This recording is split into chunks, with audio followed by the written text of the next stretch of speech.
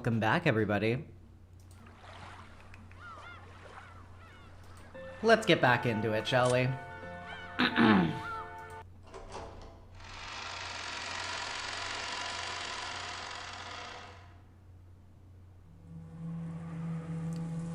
Well, before we get immediately back into proceedings, I think the best thing that we should do right now is go back to our character menu, so we can refresh ourselves on what has happened just previously. In particular, I think we should look at some of these profiles that have changed a little bit. Ahem. Ushiromiya Kraus. Corpse found inside the Rose Garden storehouse. The direct cause of death is unknown, but it seems the side of his head was smashed after his death. We start where it all begins. Ushiromiya Rudolph. Corpse found inside the Rose Garden storehouse. His face seems to have been smashed after his death. He has the right to lament his ill fortune. Ushiromiya Kirie. Corpse found inside the Rose Garden storehouse. Her face seems to have been smashed after her death. She was chosen by the Demon's Roulette. That's all there is to it. Ushiromiya Rosa. Corpse found inside the Rose Garden storehouse. Her face seems to have been smashed after her death. I'll be seeing her again, so I'm not lonely. Shannon. Corpse found inside the Rose Garden storehouse. It seems the side of her head was smashed after her death. Don't worry. Everyone will be revived in the Golden Land. And Goda Toshiro. Corpse found inside the Rose Garden storehouse. His face seems to have been smashed after his death. How unfortunate. Apparently, he was actually supposed to be on duty in the guest house. Well, I wonder what all that means. Very mysterious. Hi everybody, it's nice to see you again. I've been looking forward to getting back to this. The plan today is definitely not to finish this. I would say that we've still got another good 10 to 11 hours worth left of episode 1. So that being said, I'm gonna probably try to shoot for about a halfway point tonight. That's the current plan. Which means that we will be finishing episode 1 in a third stream. But, anywho, let's get on with it. That makes sense. Then, does that mean the key which opens this shutter will have the killer's fingerprints? I'm sure it will be worthwhile to submit it to the police as evidence. But Kanon-kun handled it just as normal, and used it to open this. It will probably also have his fingerprints on it. Also, that key was handed to Genji just now, and he took it with his bare hands. It doesn't look like it will be very useful as evidence. That was careless of me. My apologies. Genji-san, are there other keys to this storehouse? No, only this one. Which means that the killer walked out of the servant room with that key, and then conscientiously returned the key to where they found it, right? Hideyoshi's theory sounded plausible, but was actually very strange if you thought about it. Why would they go to all the trouble of returning a key they stole? No, if you think about it even more deeply, there are some even more bizarre points. Usually when a criminal hides a body, they're trying to delay the point at which it will be found and use that time to escape. The actual place where the 6 were killed wasn't necessarily here, but they had been killed somewhere on this island. And it would be normal to think that the reason they had been carried to this storehouse was to hide the bodies and delay the discovery of the crime.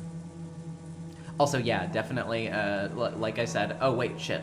I forgot to turn back on the... Yeah.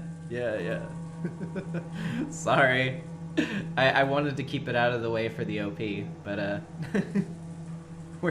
we have this stuff back now. Anyway, yes, no spoilers in the chat for anything past episode 1, please. I want this to be newcomer friendly. Yeah. Anywho. The actual place where the 6 were killed wasn't necessarily here, but they had been killed somewhere on this island, and it would be normal to think that the reason they had been carried to this storehouse was to hide the bodies and delay the discovery of the crime. But that graffiti drawn on the shutter that looked like an eerie magic circle, had eloquently indicated that the corpses were hidden here. It didn't specifically say that they were here, but after 6 people had gone missing, by making such an obvious scribble and even returning the key to open it, it seemed almost as though someone had wanted the corpses to be discovered here.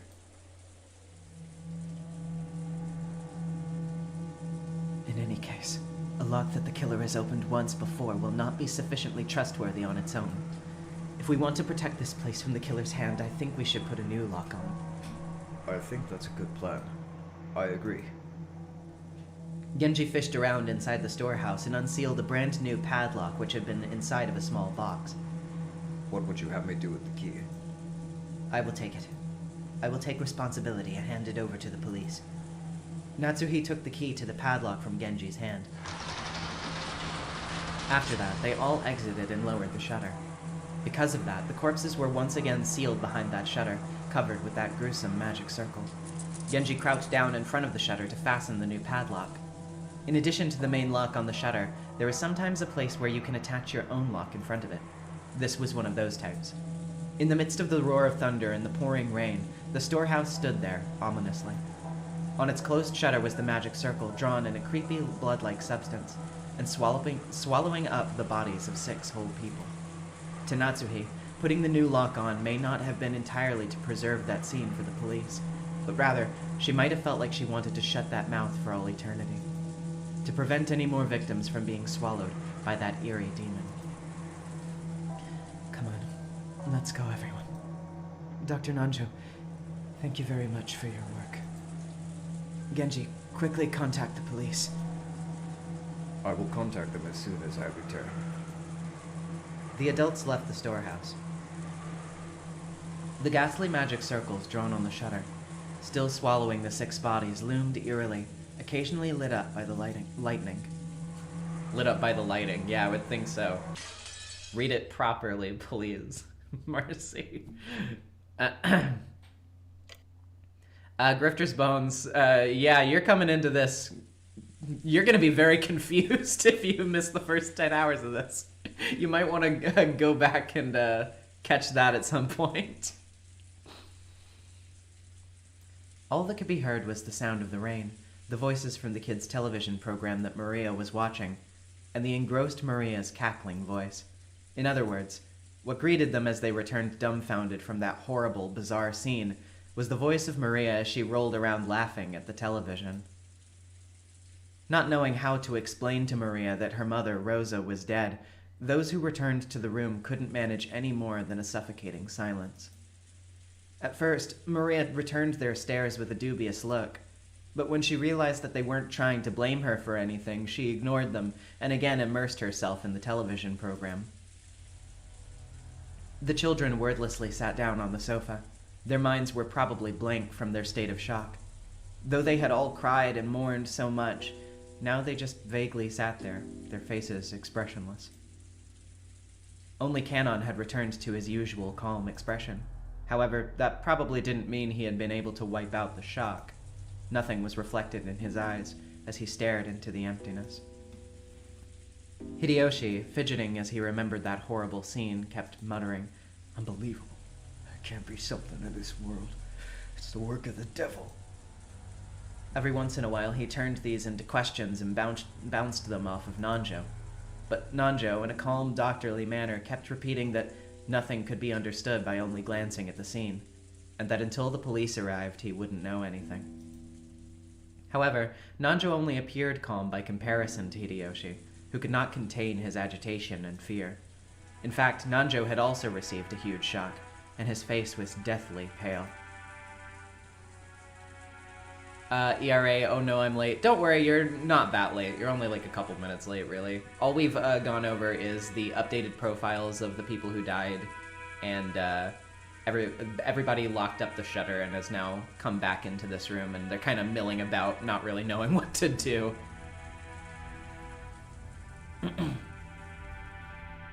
Maybe it was because of their attitudes that Natsuhi tried to rise to the challenge and take control. Natsuhi was apparently unchanged from her normal attitude, and she briskly gave directions. I will head to where father is. Genji, quickly contact the police. Certainly. I wonder if you would allow me to tag along, Natsuhine-san. Since Kraus Nissan is now gone, the task of aiding father has been left to me. It would be improper of me to relax here while relying entirely on you. Natsuhi was struck speechless by Ava's aggressive actions in a situation like this. It seemed that she was claiming that, with Kraus dead, the one to take responsibility should not be his wife, but herself, the next highly ranked in the family. Possibly, she was not happy that Natsuhi was ignoring her and handling matters herself in this extreme situation. I'm new to these streams. What happened last stream? A lot. Quite a lot, in fact. Probably too much to really explain in enough detail. I would recommend going back over it on your own time. But, yeah, it's somebody in the chat, you can try to explain it if you want to. I'm not going to attempt this tall task. Possibly I should... Oh, yeah, okay, I already read this. Of course, even Ava's mind had been blank from the shock until just now. She only returned to herself after Natsuhi started giving orders. You may do as you please. Natsuhi walked out without saying anything more. Quick question, Ava or Beatrice? That's tough. That's tough. I love them both. Can't I just say both? Although I do have a bit of a soft spot for Ava. Ava followed behind her. Mere moments after they left, Kumasawa ran into the parlor. Since she wasn't the kind of person to run around, it would be normal to sense that something had happened. But since everyone had been stricken by that earlier shock, none of them took any notice of this trivial difference. Have I ever heard of Pathfinder, Wrath of the Righteous, or Underrail? I haven't heard of either, actually, but I will have to keep those in mind, because I'm always interested in whatever my audience is recommending to me.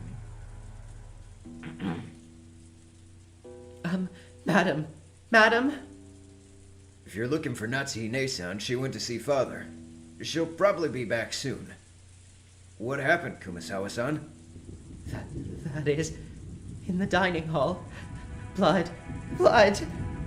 Everyone in the parlor turned to listen. Everyone thought the same thing. I hope I misheard that.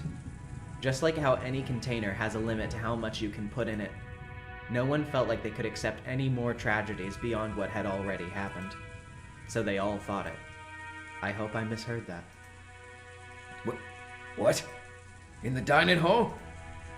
And I went to the dining hall to set up for breakfast. The first to start running was George. His harsh footsteps jogged Hideyoshi and Nanjo to their senses, and they chased after him. Battler and the others followed. They flew into the dining hall one after another, but they didn't find any change that would have caused Kumasawa to go pale. To those who had viewed that gruesome scene in the storehouse, it was a bit of an anticlimax. However, Kumasawa, who had followed them, pointed it out. There were really some traces of blood on the floor. Compared to that terrible scene, it was not very dramatic. However, if you calmly thought about it, this definitely indicated the loss of a lot of blood. There's a puddle of blood here as well. What in the world? It appears that a great deal of time has passed. It's probably safe to say that they were killed here last night. It would seem to mean that. We'd been talking together in the dining hall until late into the night. After that, someone must have broken in. Father, when did you two let yourselves out of the meeting and go to sleep? It was a little past midnight. So, sometime after that. Is probably when it happened. Christ. I can't take this. Milady, stay strong. After seeing that hell on earth in the storehouse, I think I can handle this much. Really? Great for you. I feel like my head's gonna friggin' explode. This is the dining hall, you know? This is where every day I would eat, complain about school, complain about homework, talk to Dad about my grades. That's what this place is to me. Milady, it wouldn't be good to remain here any longer. Let's return to the parlor. I agree. Uncle Hideyoshi, I think this room will be really important to the police. Don't you think it would be bad if we trampled all over it? Battler proposed this in a slightly powerful voice, as together with Canon he grabbed the pail and shaking Jessica's shoulders. Everything is just as Battler-san has said. There's nothing more to be gained from remaining in this room. Nanjo spoke while looking at the pale faces all around, even though that horrible scene in the storehouse had felt like something not of this world. At least, it was a place far from here, a place we had been able to cut ourselves off and run away from, which had helped everyone to keep on going. However, this dining hall was different. It was in the mansion's main wing, and just as Jessica had said, it was supposed to be one of the more relaxing places within the mansion. It's hard to tell sometimes whether the narrator is just the narrator or Battler, because it switches so often. It was the same place where all of the relatives had enjoyed lunch and dinner yesterday. The shock of seeing this place smeared with blood reminded us of that horrible spectacle in the storehouse, and forced us to accept that we really hadn't been able to run away from that scene of tragedy. Hey, Java Mage, thank you for becoming a channel member. Really appreciate it. That's awesome. Yeah, I agree too. The killer might have left traces in this room. Amateurs like us shouldn't stir the place up. Let's leave quick. Come on, come on. Hideyoshi also understood the meaning of what Battler had said, and pushed everyone to hurry out of the dining hall. The way we were then, looking at that blood any longer would have been too harsh. Nobody went against his words. Everyone raced each other out of the dining hall, almost as though the last person in the room would be trapped in there, all alone.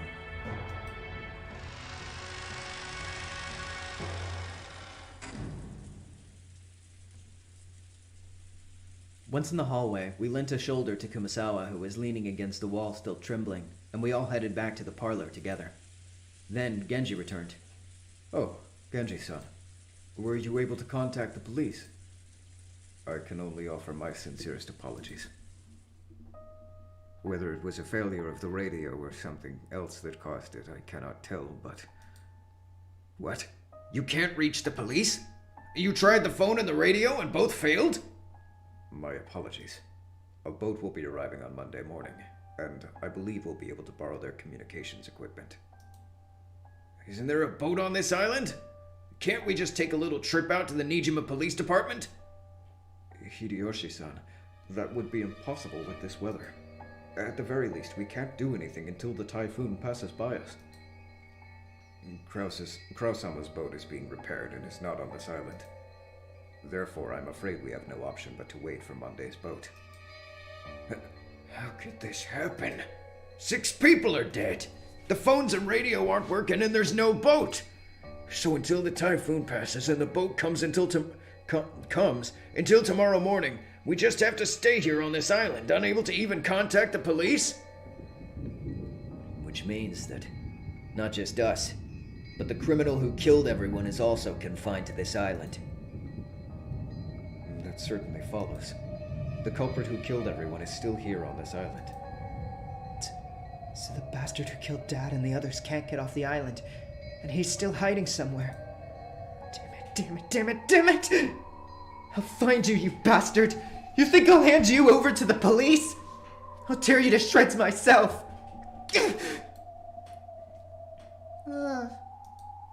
Maria had finally realized that something was odd in the parlor. Or rather than noticing something odd, it was probably better to say that she felt unhappy and neglected since everyone was getting so excited about something only she didn't know about. Oh, Jessica Ne-chan, did someone die? The way she spoke was completely calm, just as though she was talking about some characters in a TV drama, as though it didn't affect her at all.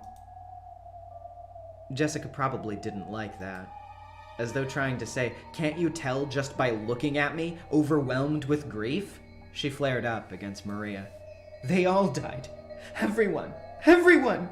My dad, Butler's mother and father, Goda-san and Shannon, and even your mother too! Stop it, Jessica-san. You aren't the only one that's sad. Maria-san, I know this will come as a shock, but please listen. Your mother has died. Mama's dead? Huh? Yes. Someone killed her. I know it's sad, but stay strong. How many people died? 6 people! 6! Shit. How could you do something so cruel? There's a limit to how cruel you can be if you're a human. I don't know who it is, but the killer isn't human. There's no way their blood is red.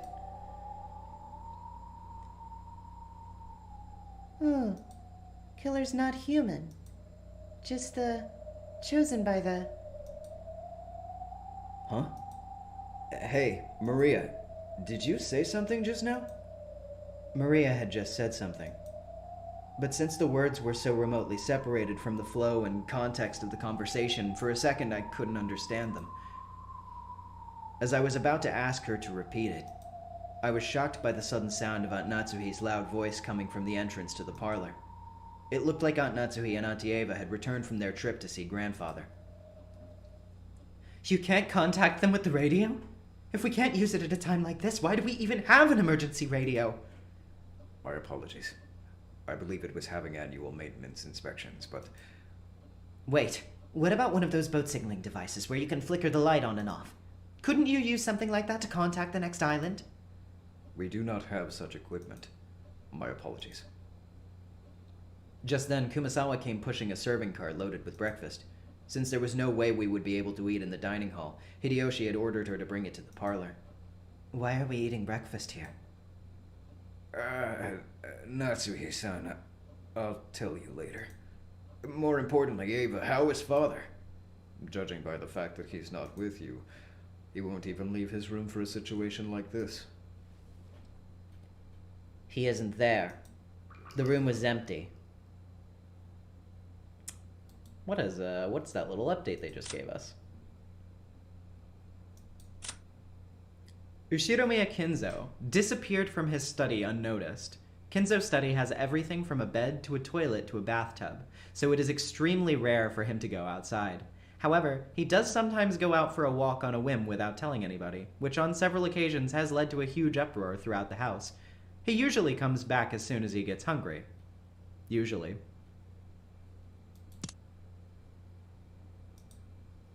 What the? Where could he have gone at a time like this? Did you say that the master has left his study? That's right. I'm as surprised as you. I wonder when he left his room. Do either of you have any idea?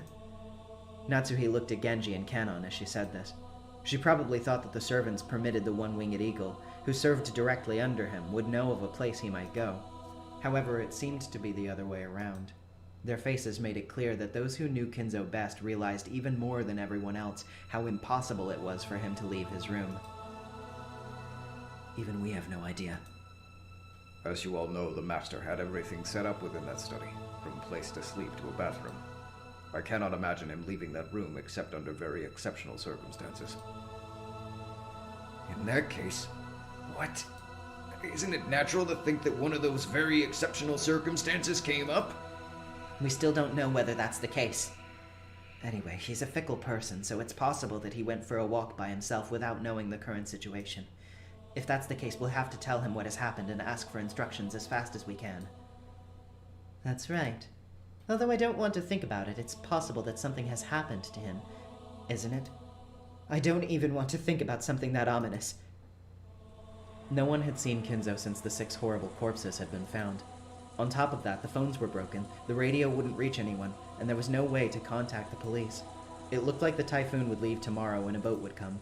But until then, no one could rely on anyone outside this island, nor could they escape the island. Everyone had lost their composure at this extremely sudden tragedy.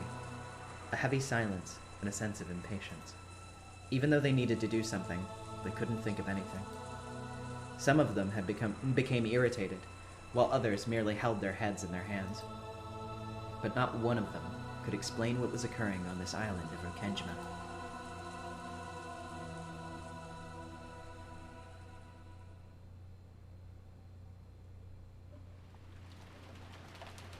After that, we sat in the parlor and wordlessly chewed through the breakfast that Kumasawa-san had made.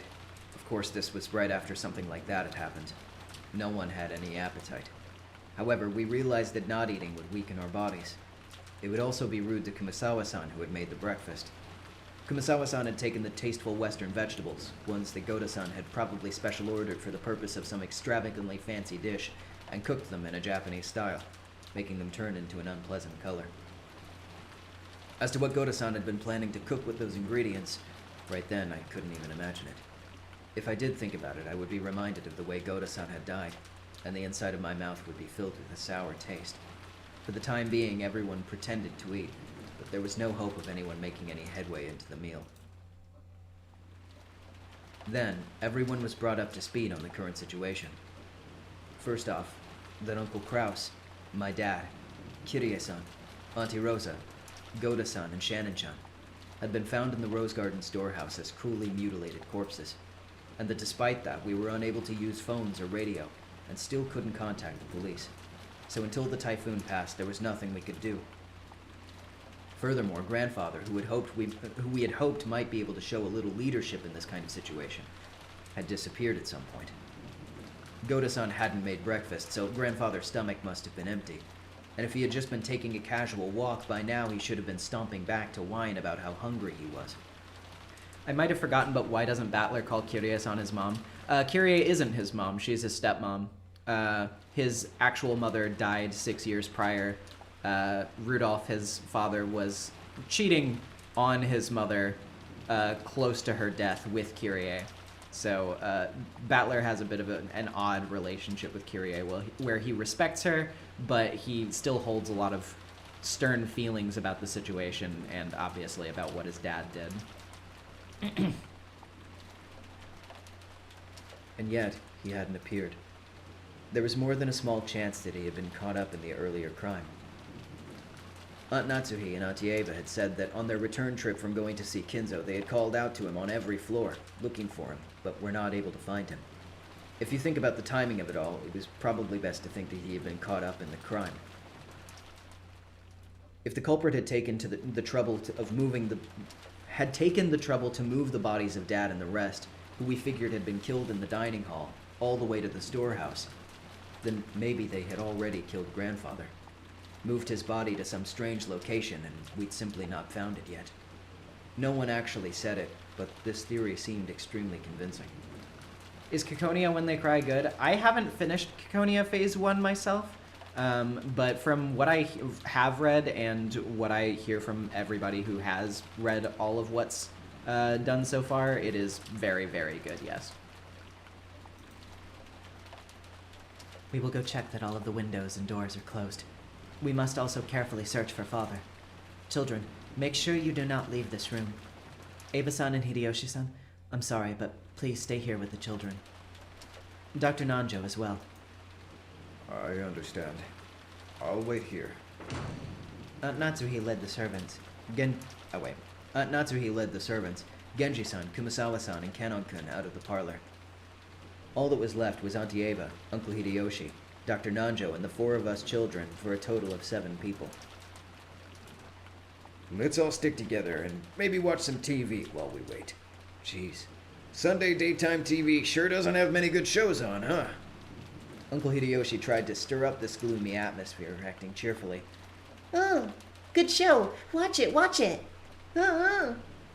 Oh, really? You want to watch TV, Maria-chan? Then come on and watch it with your uncle. Maria was the only one who played along. Even though Maria had been told of her mother's death, she didn't show the slightest flicker in her emotions. Was 9 really this young an age? No one else was feeling the slightest bit like joining in, and they each sank into their sofas and let their minds go blank. Aniki, can I ask you something? What is it? Just now, in the storehouse, you said something about Shannon-chan and a ring. Did you give that to her? Oh, no. George Aniki didn't answer, but he hung his head and closed both of his eyes. There could be no clearer response. Credit, Battler. Have some tact. You're right. I shouldn't have asked that. That's right. It was me. Last night, I proposed to her. That was when I gave her this ring. I told her that tomorrow, she should put it on whatever finger she wanted, as her answer. I must have sounded so full of myself. And that ring had been on the ring finger of Shannon-chan's left hand. Actually, I've been having talks with Shannon for several years. About you, George Nissan. I wonder what she could have said. Shannon was always really bad at lying. It was instantly obvious that was you she was talking about. She asked whether it would be okay if she got close to you, being just a servant. She asked about stuff like what kind of things do boys like, and what kind of clothes she would wear to make them happy. Stuff like, lots of stuff like that. How should I say it? Oh, I was jealous of her. All that, right after she's handed the engagement ring. It's just all over? I know people value things differently, but being proposed to by a man is, in a way, the high point of a girl's life. So I'm sure, last night, I think Shannon was happy from the bottom of her heart. You know, the happiest she'd ever been since she was born.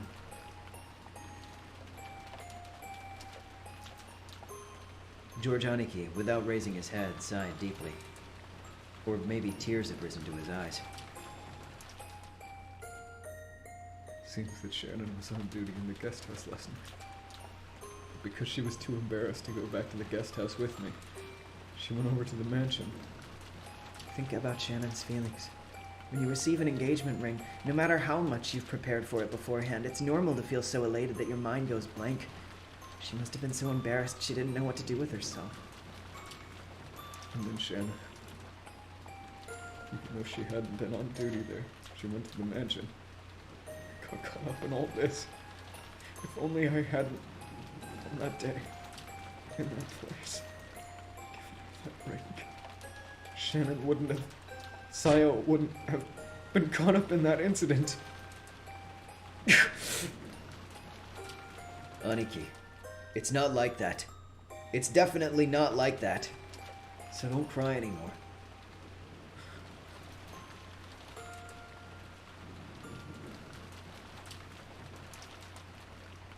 Battler-kun, leave him be. After those words from Auntie Ava, I stopped talking to him. Yeah, like, Shannon's death isn't George's fault. He does still suck, though.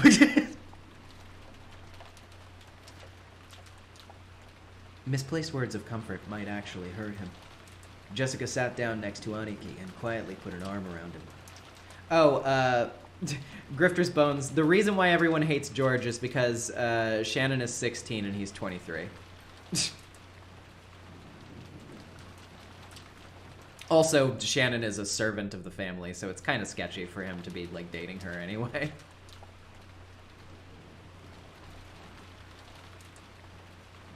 Oh, whoops. Accidentally clicked on the wrong side of the screen. There we go.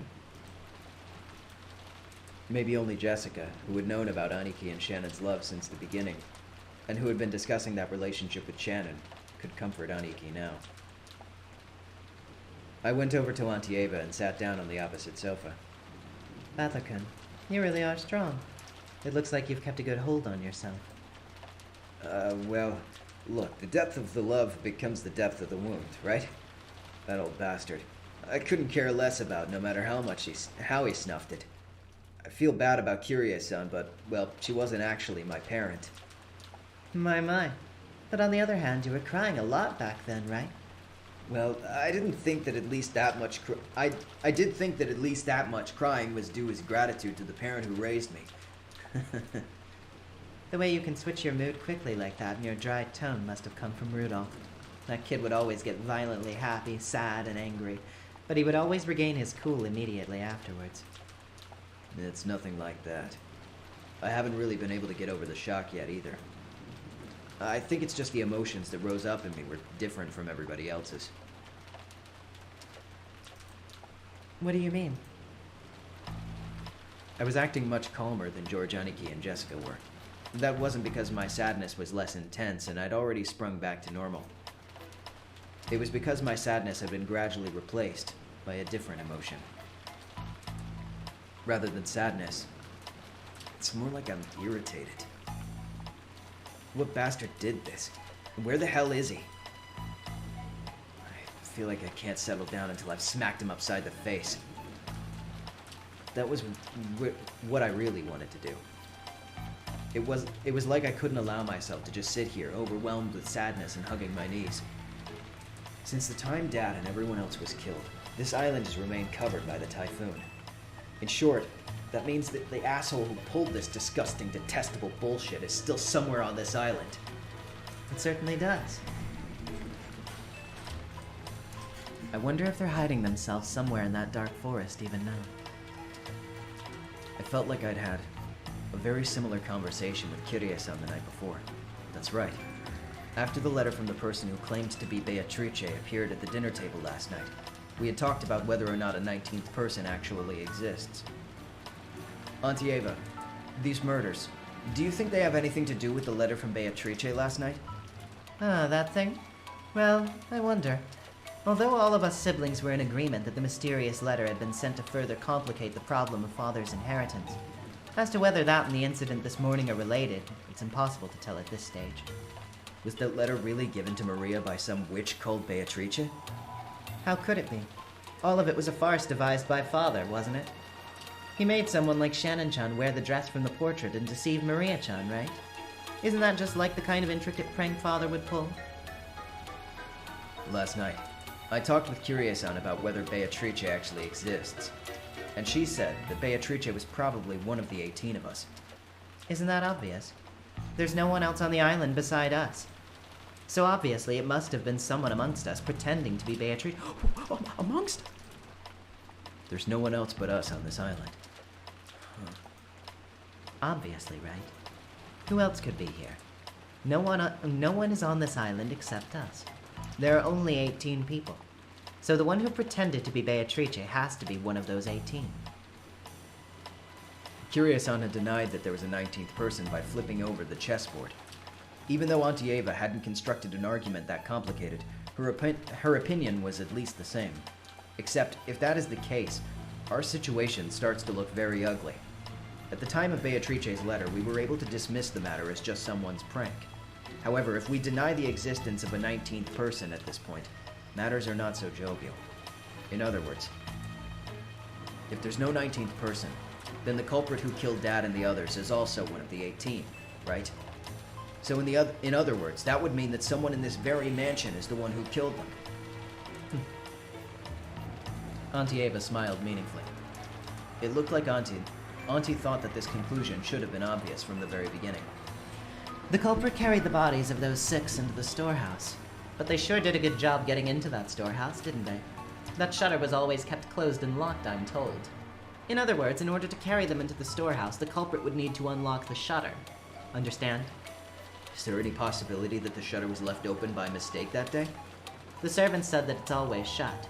In other words, unless they brought the keys out of the servant room, they definitely couldn't have opened the storehouse. Is it the only key? Is the only key the one in the servant room? Genji-san said so, yes. Which means that the culprit knew where that single key was stored and took it out. Just now I saw Kanon-kun return the key to the servant room.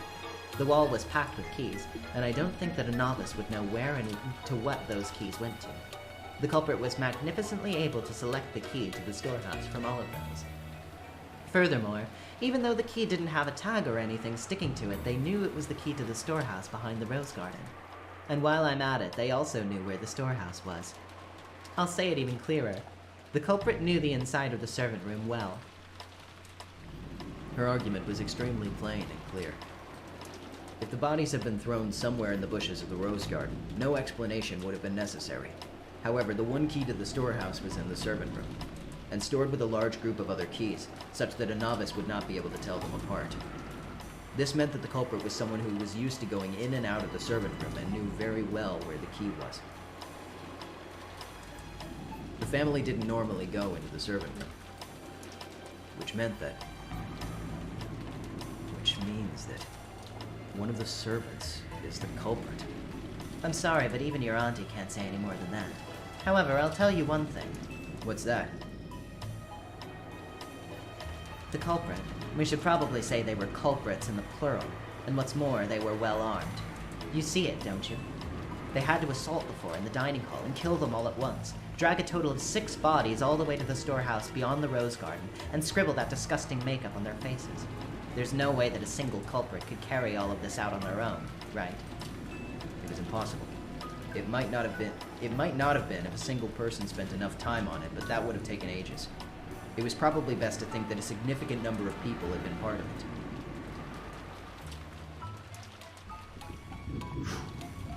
So what you mean is, maybe all of the servants were in cahoots.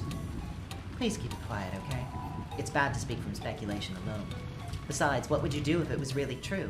They might not let us return alive. This is an opponent who had no trouble killing Nissan and the 3 others. The only people in this room right now who look like they could put up a decent fight are the 3 people in my family, and maybe you as well. 4 at most. The situation's no different than it was last night. In short, it would be easy for the culprit to massacre the rest of us. I'd been playing detective with Auntie Ava out of a desire to expose the person who had killed Dad and the rest before the police did. If I could manage to skillfully penetrate the culprit's identity, I wanted to stick the evidence in their face. I'd gotten it into my head that if I just did that, the culprit would give up and surrender, just like in one of those detective movies. However, the culprit only surrenders there because they're in a situation where resisting would be futile. The culprits behind these incidents on the island were far from helpless, and might even be able to massacre all the remaining people on the island. And on top of that, this island was like a giant locked room, cut off from the outside world by the typhoon. So they had a full day until tomorrow to kill, scheme, and cover up their handiwork. In short, we weren't in the kind of safe atmosphere where we could entertain ourselves by playing detective. On the contrary, we were at a stage where we had to be scared stiff, since playing detective might displease the culprits and cause them to repeat another mass murder. Well, it's just a possibility, right? But that's just a theory. But I can't bring myself to trust the servants yet. And that doesn't mean they're the only ones I suspect. I also think there may be some kind of mastermind behind all of this. A mastermind? Why do you say that? It's just a feeling. Think about what the word servant literally means. It means they serve someone, they do someone's bidding, right? Everyone who is killed has some kind of relation to the Ushiramiya family. So it would be natural for someone with interest in that result to be involved. This was also plain and clear. The Ushiramiya family were currently right in the middle of discussing how to distribute the inheritance if grandfather died. If this followed the formulaic plot used to death by many classic mystery novels, it would definitely be a crime by someone with ties to the Ushiramiya family, and who was entangled in the inheritance problem. Auntie had probably also read a few books in that genre. Her theory did have a few one-sided conclusions to it, but it was the run-of-the-mill idea that anyone would surely hit upon. I think anyone would have suspected the servants, even if their logic was different. Especially the talk revolving around the key to the shutter. That was enough to make it easy to suspect strongly that one of the servants was involved in the case. Which is why I don't like it for some reason. What do you mean you don't like it? Nah, just talking to myself. I dodged the question by joking, but I couldn't wipe out the sense of unease I felt inside of me. Because the reasoning we had arrived at was altogether too simple. Reasoning that anyone could arrive at. And I just couldn't accept that. If I tried flipping over the chessboard like I had learned from Kiria-san, that was exactly why it was impossible for the servants to be the culprits. If the servants really had been the culprits, they wouldn't have hidden the bodies in a place that was tied to themselves. Certainly not the Rose Garden storehouse of all places, whose key they themselves controlled. The police would probably immediately pursue whoever had been in control of the key. That would create a danger for exposure. If we were to assume that they were the culprits, they had no reason to carry the bodies into the storehouse. Did they expect us to think that, and so put them in the storehouse deliberately? No, that definitely didn't make sense. When the police come and inspect the site, all kinds of things will probably become clear. No matter how deeply careful the culprits were in carrying out the murder, some kind of traces will definitely be found. So in summary, they have everything to lose and nothing to gain. If you think about it that way, and look at the game from the culprit side, it feels like there's no point in advertising the location of the corpses. If the bodies were found, a report would be sent to the police, The remaining people would become more cautious. They could start looking for who was responsible. Anyway, none of these things would make the culprit feel any more comfortable. Just like the words of the main character's mother in a novel I read recently called Higurashi no Nakukoroni. Please go out and buy it. oh, it's Ryukishi. you're self-shilling. A mystery story has 4 parts: introduction, development, turn, and conclusion. And so, to commit the perfect crime, it's essential to eliminate the introduction. Right now, no one knew where Grandfather was. We didn't know whether he had already become a victim or if he was one of the culprits. But this state of confusion had to be beneficial to whoever did this.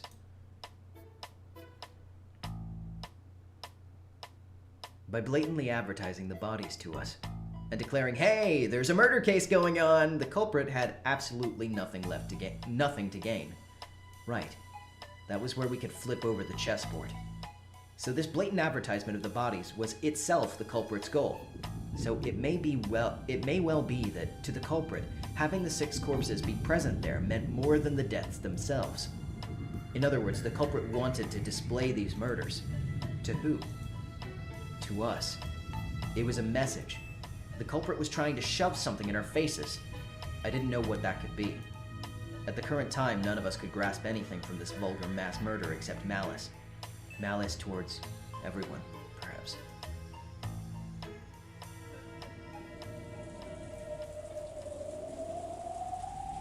Each one of the survivors had some kind of connection to one of the 6 who had been killed.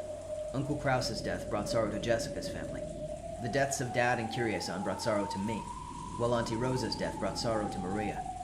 Goda-san's death probably dealt a shock to his fellow servants, and Shannon-chan's death brought grief to George Aniki, who had proposed to her, and Kanon-kun, who had loved her like an older sister. Everyone now on this island had received an equal amount of sadness. Auntie Eva had claimed that the servants were definitely in cahoots, but then how could you explain the deaths of Goda-san and Shannon-chan? And by this argument, the grief caused by the 6 deaths hit everyone but Auntie Eva and Uncle Hideyoshi. It was very possible to doubt Auntie Eva herself, who was acting like she was outside the net of suspicion, and who might have been trying to point that suspicion at the servants. In the first place, she had managed to avoid suspicion and place it on the servants with that argument about the key to the shutter. But if you looked at it from the perspective of motive, about who would gain something from the murders, Auntie Eva's name floated to the top of the list.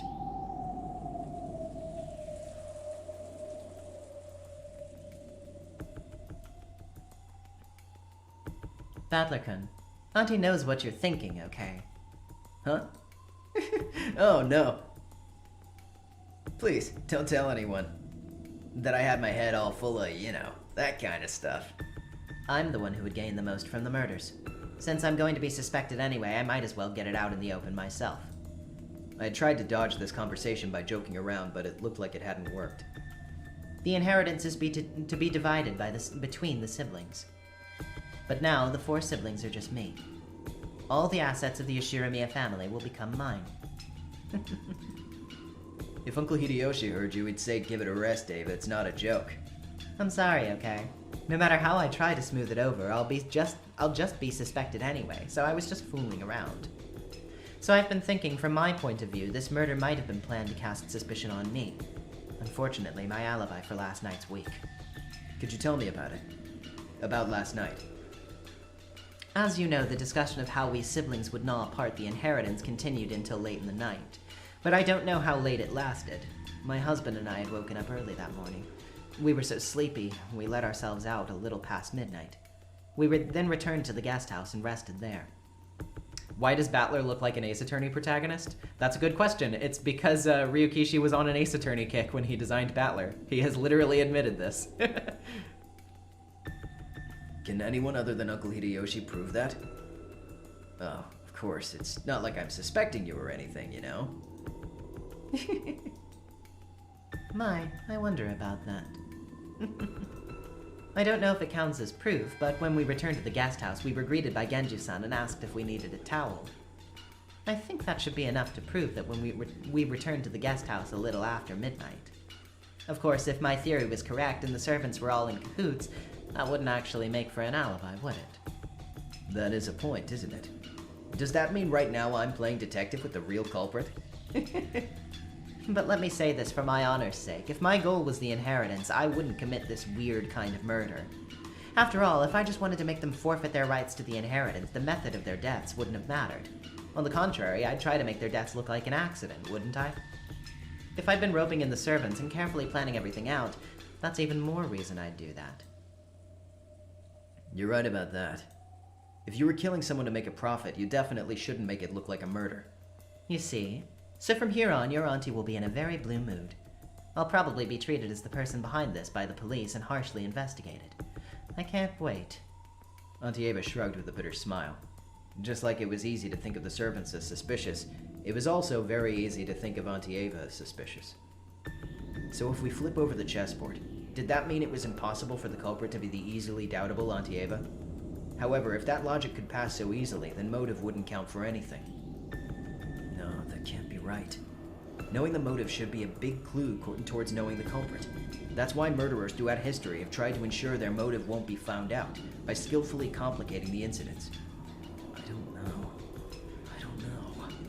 Every time I flip over the chessboard, it keeps flipping from front to back and back to front. Were my thoughts closing in on the truth? Or...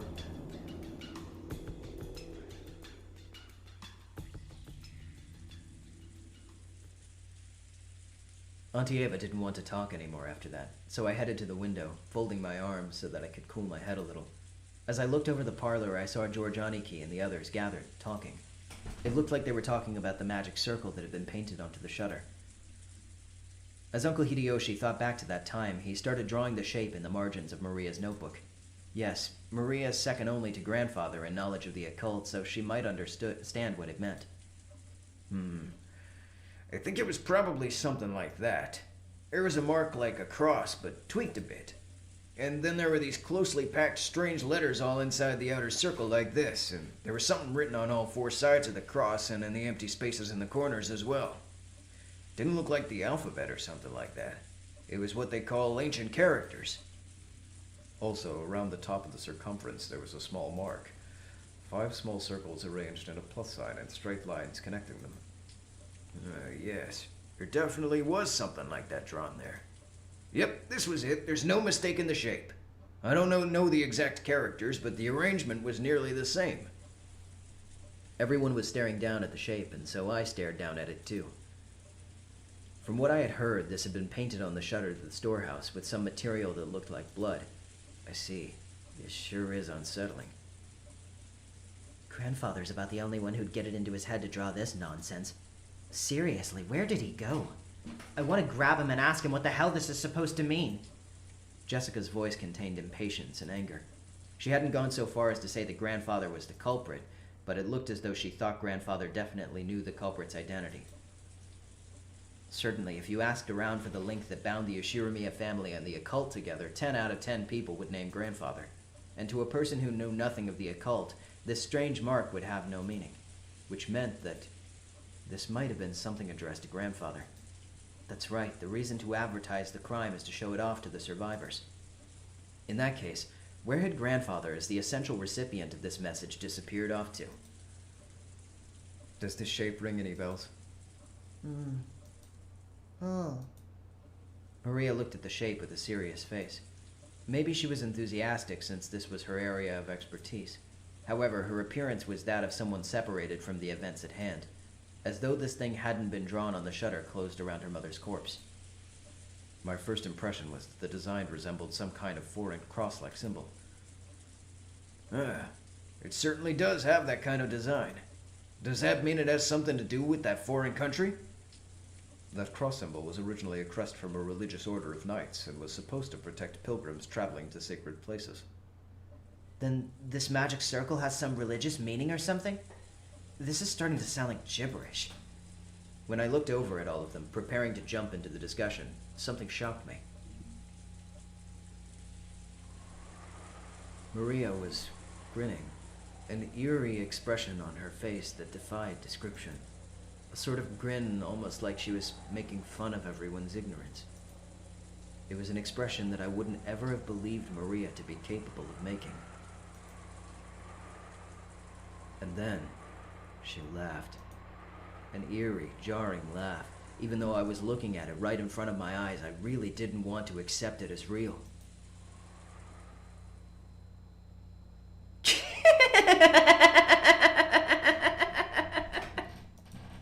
That's completely wrong, everyone. Can't you tell just by looking? While everyone was scared out of their wits, Maria alone kept on cackling happily.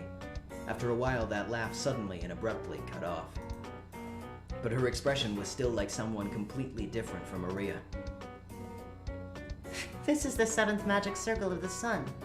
The characters are Hebrew. Lend it here? Yes. Maria stole the writing materials from the stunned Hideyoshi's hand.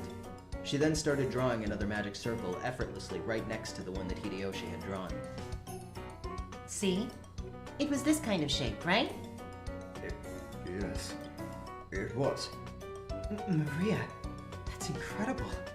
You really do know a lot. Jessica tried to smooth things over by praising Maria. Maybe she wanted to make sure this was still the Maria who everyone knew so well. But Maria didn't give her any particular response. Maria started fluently writing unfamiliar characters in the corners of the shape. At the sight, the eyes of Uncle Hideyoshi and Dr. Nanjo instantly began to widen. Written on the forearms of the cross are the names of the angels who preside over air, fire, water, and earth. I can't pronounce any of these. Read it for yourself. And in the 4 diagonal directions are the names of the 4 great rulers. Well, these are easier to pronounce, but I still am not. I still can't read. Do they match? Even if you're unable to correctly write what you have seen, if you're once again shown something identical, it isn't difficult to state that the two are the same. Asked by Maria whether they matched, Uncle Hideyoshi and Dr. Nanjo nodded over and over again. It's unmistakable. Yes, these kinds of characters were definitely written there. How can you write something like that? There were also characters written around the circumference. I know. Like this, right? Maria began jotting down Hebrew all around the circumference. It's from the Old Testament's Book of Psalms, Psalm 116, verses 16 and 17. You must at least read the Bible. Acting as though knowing this was only common sense, Maria laughed. For a while, everyone, including me, was at a loss for words.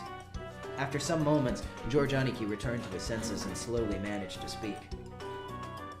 That's incredible. I'm surprised. So, what meaning does this magic circle have? It's a magic circle to borrow the power of the sun. He who wears it as a talisman drawn in gold shall receive the power to break free from the bonds of any prison and gain freedom. Break free from the bonds and gain freedom? It sounds deep. The word bonds is not limited in its interpretation to some kind of physical object. Therefore, it does not only hold meaning for people locked up in an actual jail. Stop right there and stream the Bible, or everyone will be confused. Yeah, you're right, guys. Sorry, I'm gonna get this one out. We're gonna have to take a diversion. No. It can also refer to the release from mental bonds, such as ties of obligation and inescapable fate. Ties of obligation and inescapable fate, you say? That's also pretty deep. But I really don't understand. What does this have to do with the 6 bodies? Far from being released, they were killed and stuffed in a storehouse, weren't they? It's not like the magic circle was drawn for their sakes. The 6 of them were there for the sake of the magic circle. It's truly pitiable. What do you mean? What in the world do you mean when you say the 6 of them were there for the sake of the magic circle? Maria lifted up her index finger and waggled as if she was making fun of us. Fun of us. That's written around the circumference. Can't you read? Psalm 116, verses 16 and 17. I'll read it for you. The Lord has freed me from my chains. I will offer to you the sacrifice of thanksgiving and will call on the name of the Lord. See? See, you say? I have no idea what you're saying. You're saying that there's sacrifices? If the part Maria had just read aloud was the vital part of the magic circle, then it was saying the benefit of this magic circle required sacrifices to be offered in exchange. So inside the storehouse where the magic circle had been drawn, the sacrifices had been offered. It looked like everyone else had slowly arrived at the same conclusion. Some were shocked, others spat out, "They're insane," as they punched their knees. This was starting to become a seriously disturbing story, and we couldn't accept it nor understand it. I don't care what kind of magic circles or curses other people believe in. That's their right, and I won't pick a fight with them. But did they really kill Dad and the rest as sacrifices for some bullshit like that? I just couldn't stand that feeling. I'd rather still be disgusted over all that talk about the inheritance. As I started getting pissed off with a feeling between anger and sadness, I broke from the circle everyone was in and returned once again to the window. Something had gone insane since yesterday. That letter from the witch, Beatrice, that Maria had read aloud at last night's dinner. I feel like ever since that point this whole mansion and this whole island begun to be drawn into some kind of peculiar world. That's right. When I think back on it, that letter was an invitation from the witch. The ruler of the nighttime island had invited us inhabitants of the day into another world. With the phone and the radio interrupted, and the island shut off by the typhoon, you could now call it another world cut off from the real one. Yes, on this island right now, it's perfectly normal for witches to send letters, and for sacrifices to be offered to magic circles. So what will happen next? Will some weird people wearing goat masks start doing the Bon Festival dance or something? It's no good, it's no good. I don't get it. The inside of my head's all screwed up and I don't even know what to think. Anger, sadness, the opposing emotions all swirled up together, and they started to sink and suck me in. Unable to resist, I could do nothing but cover my eyes with my hands and entrust my mind and body to the spiral swallowing me.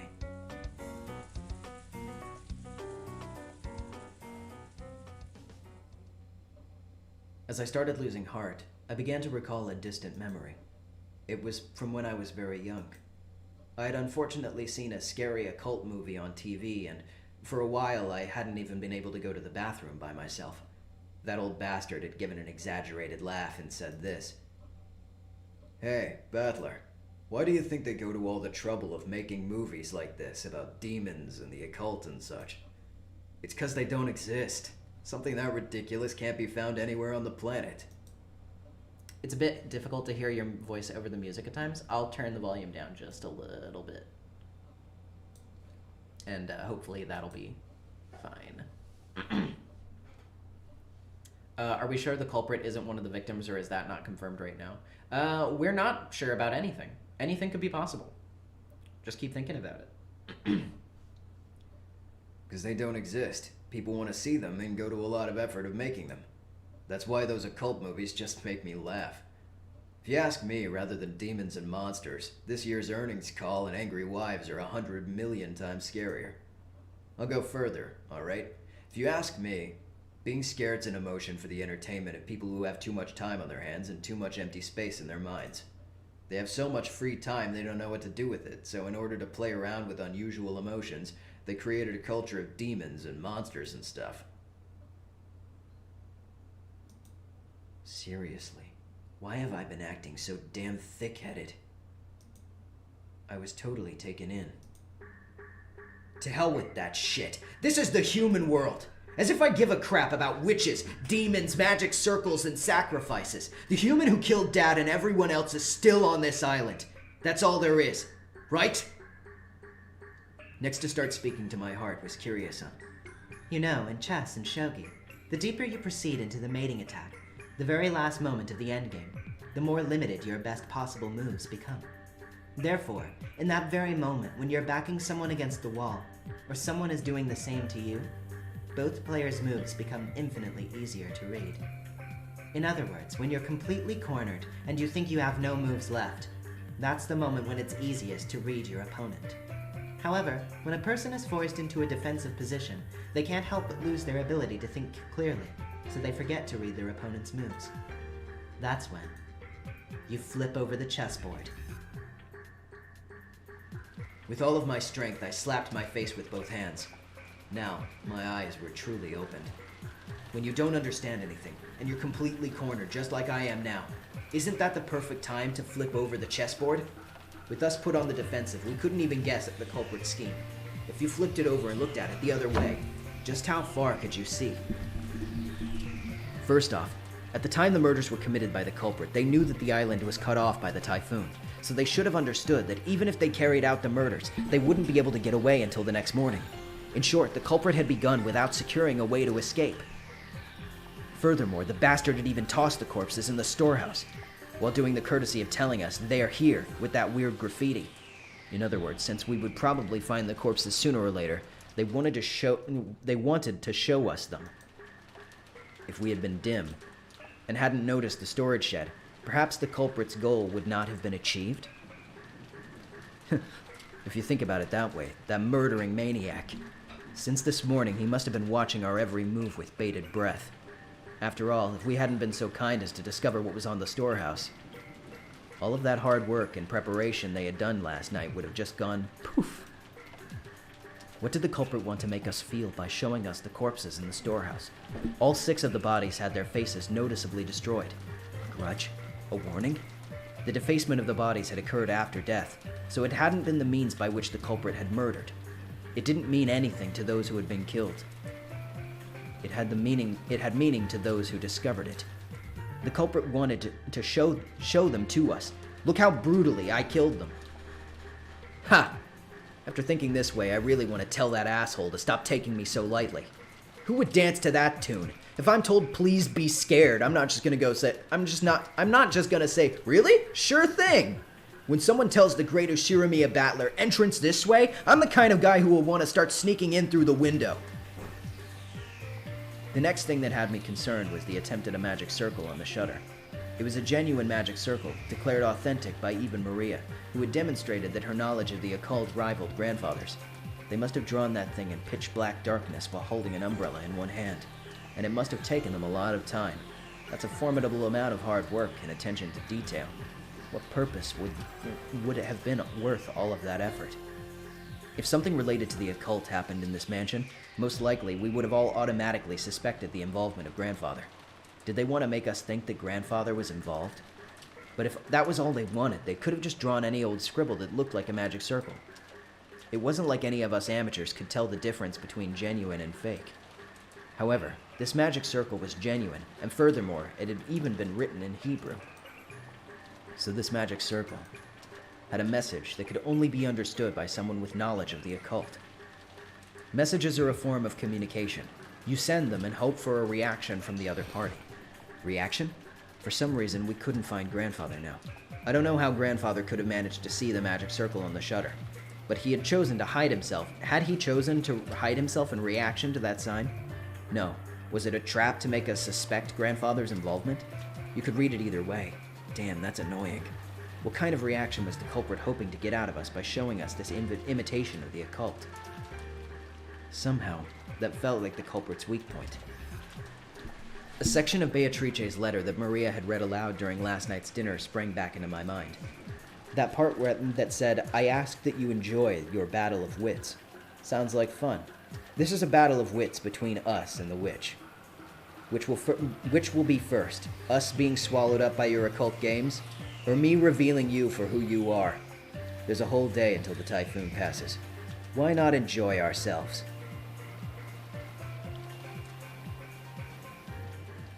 To be fair, I don't think necessarily like the Hebrew itself is being equated with the occult so much as like the magic circle and like the bloody writing and stuff like that. And of course the murder. But I can understand that, but yeah. I don't think that's what they're trying to get at. I finally noticed that the inside of the parlor had gone quiet again. Everyone had sunk into their favorite sofas, some deep in thought. Some irritated, some depressed. Maria was once again enjoying the television as if she had never left it. It looked like she had found the commercials more fun than the boring program, and she happily yelled, and giggled. I stared at each person's appearance in turn. If there isn't a 19th person, the culprit must be in this room.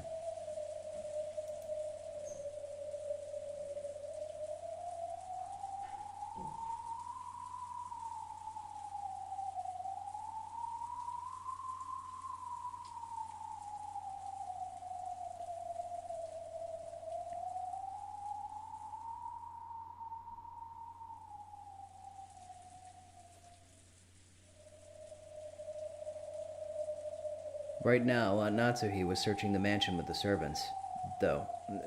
Searching the mansion with the servants, though, wasn't she? Then it shouldn't be in this room. In this mansion is what we should say. After all, there was also the possibility that Aunt Natsuhi was behind this, and we still couldn't deny that one of the servants could be the killer. Anyone could be the bad guy. Still, Aunt Natsuhi and the rest sure are slow. Of course, it's not a small mansion, but isn't this taking a little too long just to walk around, checking the windows and doors? Just as I thought that, Aunt Natsuhi and the rest returned. Not one of them was missing.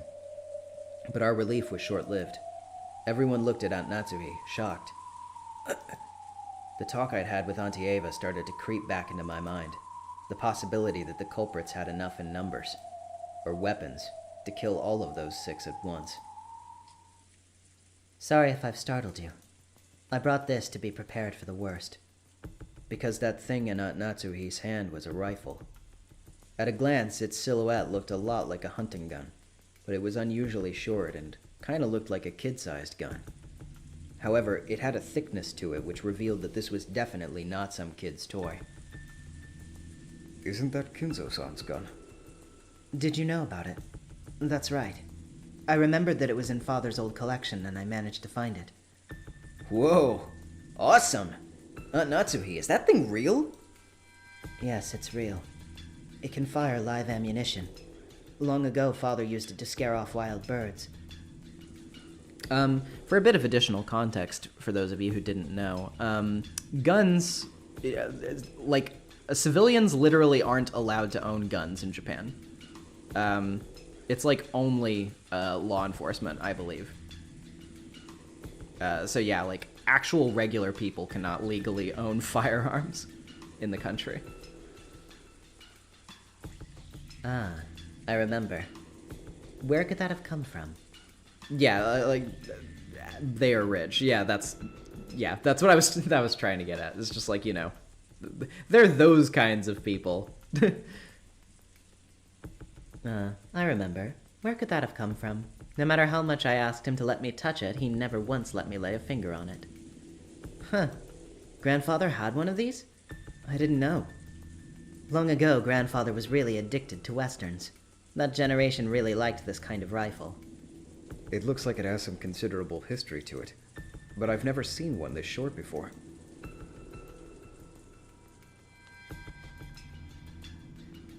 Oh, okay, you can, it just takes a ton of regulations if you're not rich. I see. Ah, I remember that gun. That's the one the gunman goes firing off with in that old movie I used to love. Father sure has good tastes. Long ago, the master had brought that over specifically from America. As you can see, it's a real gun, so I would ask that you keep this a secret. He was quite tickled by it when he first got his hands on it. It seems the workings that ejected the cartridges were more interesting to him than shooting it, and he played around with it back in the forest all the time. Well, yeah, that's true. Could you back then? This is 1986. So that's a good point.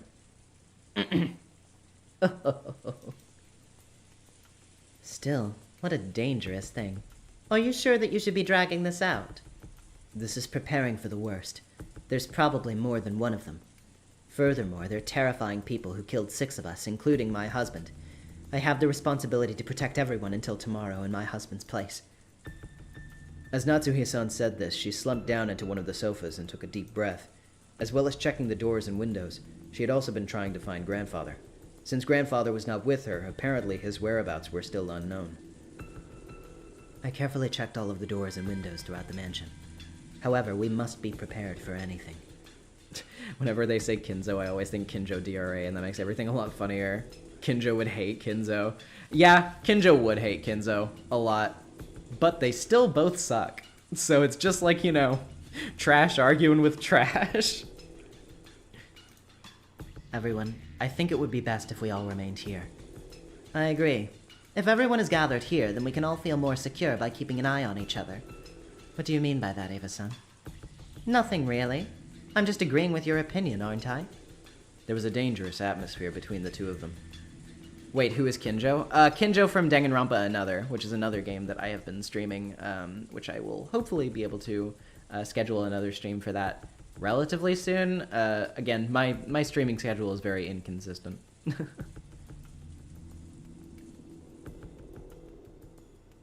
There was a dangerous atmosphere between the two of them, if you thought about who stood to gain the most from the inheritance problem standpoint.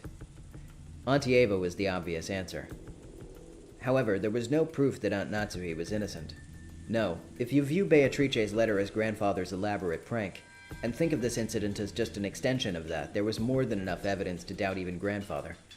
Aunt Natsuhi thought that the criminal was on the outside, but Auntie Ava thought the criminal was on the inside. In short, it was the question of whether or not a 19th person exists. It was the doubt that had been repeated endlessly since last night's dinner, with the letter from the witch who called herself Beatrice. So was the culprit among us? Or not?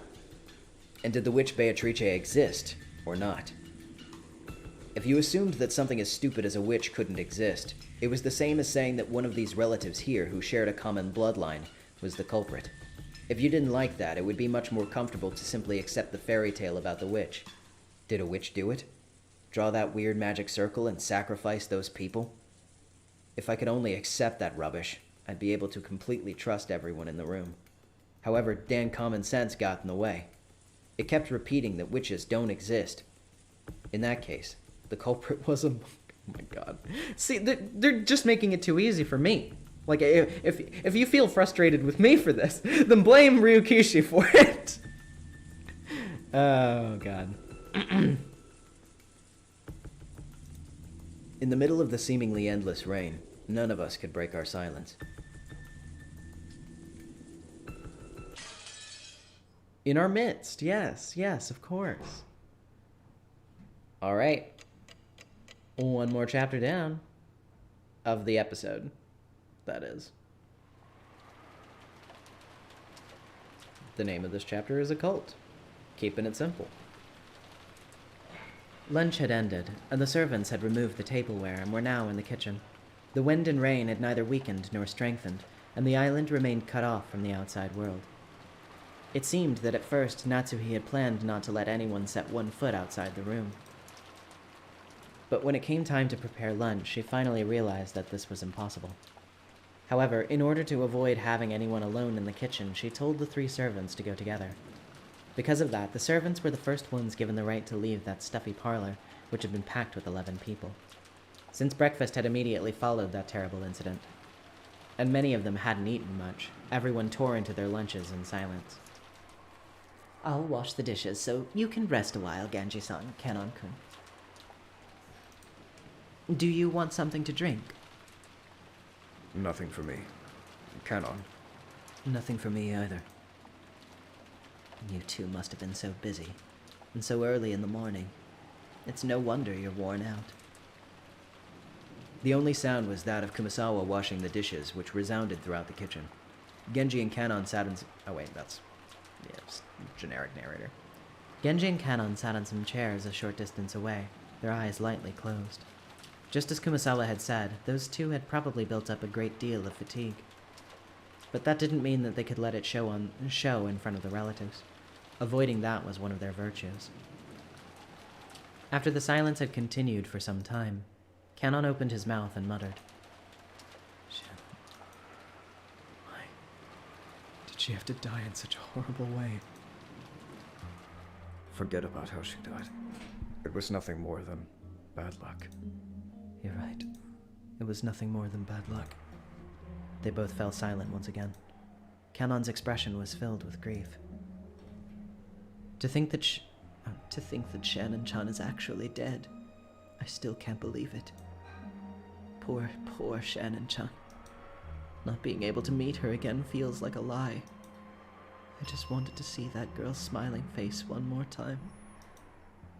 Kumasawa spoke with her back facing them. Kumasawa hadn't seen Shannon's corpse, so she had no trouble mentioning Shannon's face. When Kanon heard those words, it reminded him again of how only half of Shannon's face had been left, and his grieving expression twisted even further. Why did Beatrice-sama do that to Shannon? If she wanted to sacrifice, there were plenty of others to choose from. Why?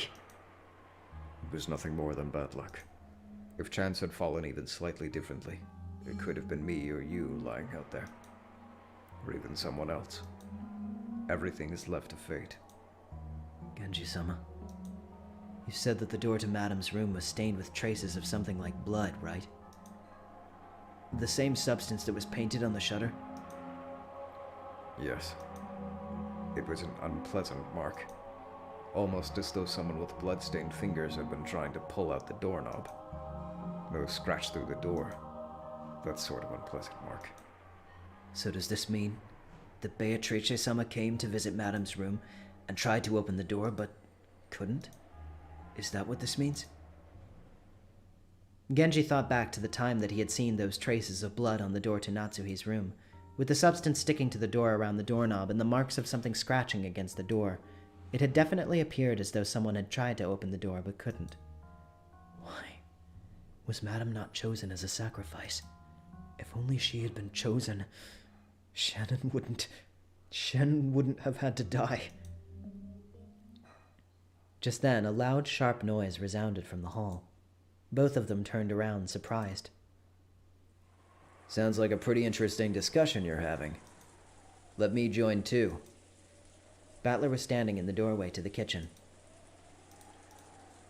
Battler-sama, please, excuse me. Genji-san and Kanon-kun stood up, surprised and hastily bowed, but I didn't care about stuff like that. I was more concerned with continuing their discussion. I told them I was going to the bathroom, so they let me go. Thought I'd suffocate if I was locked up in that room any longer. When I was about to come ask you for some water, I overheard something pretty interesting. You don't need to bow your heads or anything. Please, let me hear the rest. That just now wasn't really... I've been listening to you for a while. Don't try to hide it now. So I'll ask directly. Who is this Beatrice? She's supposed to be a witch from a kid's story, but it doesn't look that way now. Kanon-kun averted his gaze. It was obvious he didn't want to talk about this, which only made me want to ask even more. While making an effort to smile, I grabbed the collar of his shirt. If it were last night, this would be none of my business. But after this morning, everything has changed. Now that Dad and the rest have been killed, this is totally my business. I have the right to listen to this suspicious story, don't I? I glared into Kanon-kun's eyes as he still continued to look away, in apparent pain. $10 for Matchpost. Really loving these streams. Never read Umineko. I love it so far. I'm excited to see you play DRA Chapter 4. It's my fave. Teruya Hideyoshi solidarity. Also Natsuhi with the gun. Eyes. Hearts. True. True. You understand. I'm definitely going to be trying to get to DRA Chapter 4 probably pretty soon, but we'll just see how things work out.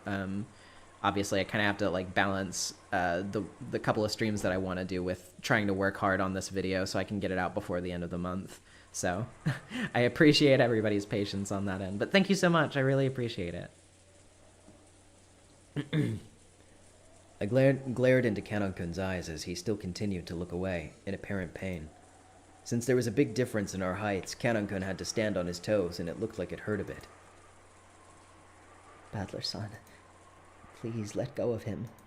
It's not like Kanon-kun is really hiding anything. Then you won't have any problem talking about it, right?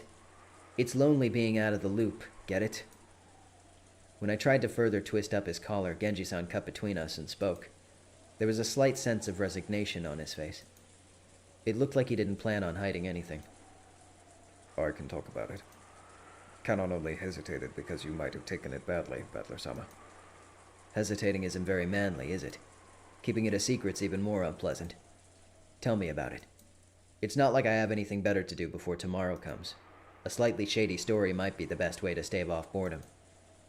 After Genji-san and Kanon-kun looked at each other, they nodded as though they had decided to talk. Understood. Please ask us anything. We'll talk. Right. Then I'll ask. Who in the world is Beatrice? All I know is that she's a witch who lives in the forest of Rokenjima. I've heard that it's a story that grandmother or someone invented to keep people out of the dangerous forest. See, again, the donation notifications are so late. I don't know why they show up so late. Is that wrong? No, it isn't wrong. It's as you say. Beatrice-sama is a witch who dwells in the forest of Rokenjima. Battler-sama, I don't expect you to believe this all of a sudden, but Beatrice-sama exists. Hello, Austin. Oh wow, you're really just gonna put me on the spot like that, huh? Yeah, I am. Hi, Asshole. chat. Idiot. Fool. I knew that you were shooting. I was just gonna be quiet and do my thing, but no, you have to announce me to the entire goddamn world. Okay, well, I assume that since you're getting pizza, that means we're doing dinner a little bit later. Yeah, I was gonna make tacos, but Tyson was so hungry he just decided to make rice, so Okay, fair enough. I will probably, like, whenever you wrap up here, I'll just make something for us. Okay. Sounds good. Anywho. Battler-sama, I don't expect you to believe this all of a sudden, but Beatrice-sama exists. She's a real person, the one who gave Master a vast amount of gold and was worked by his side for many years. Huh? Come on. Is grandfather paying you to repeat everything he says? I laughed like it was a joke, but neither Genji-san nor Kanon-kun laughed. Not even Kumasawa-ba-chan, who avoided my eyes, flustered, and started washing the utensils. Is Austin one of the people in the Silent Hill video? Love that one, by the way. Yes. Yep, that's me. I'm the asshole who kept telling Marcy to stop talking about Silent Hill. And talk about The Simpsons instead. So unfortunately, I was the only one laughing. Painfully, bitterly. I see now why you warned me, Genji-san. Anyone sane would take this badly. So you're saying that a person named Beatrice actually exists? Yes. She's been working for the Master since before the mansion was built on this island. Most likely she's been working for him even longer than I have. What do you know? Kyrie-san's theory was off. Grandfather really did have a confidant named called Beatrice. And she's on the island now? Yes. I believe that she's here. That's a vague way to say it. I guess that means you haven't seen her face today or yesterday. Yes. It's extremely difficult to say, but... Kanon-kun once again dropped his gaze, avoiding my eyes. Come on, don't just stop there. That's like freezing an inch before the blow. I urged him on jokingly. However, it looked like Kanon-kun was still unsure as to whether he should speak or not. Then Kumasawa-ba-chan whispered.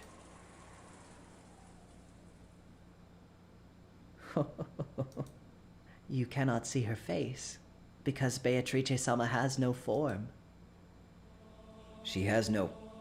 what? Beatrice-sama has no body. Therefore, unless Beatrice-sama wishes it, common people like us are not able to see her form. I've heard that the portrait shows what Beatrice-sama looked like back when she had a human form. I hear she often lingers in front of the portrait, yearning for her old form. Beatrice-sama sometimes changes her form into glittering butterflies and shows herself.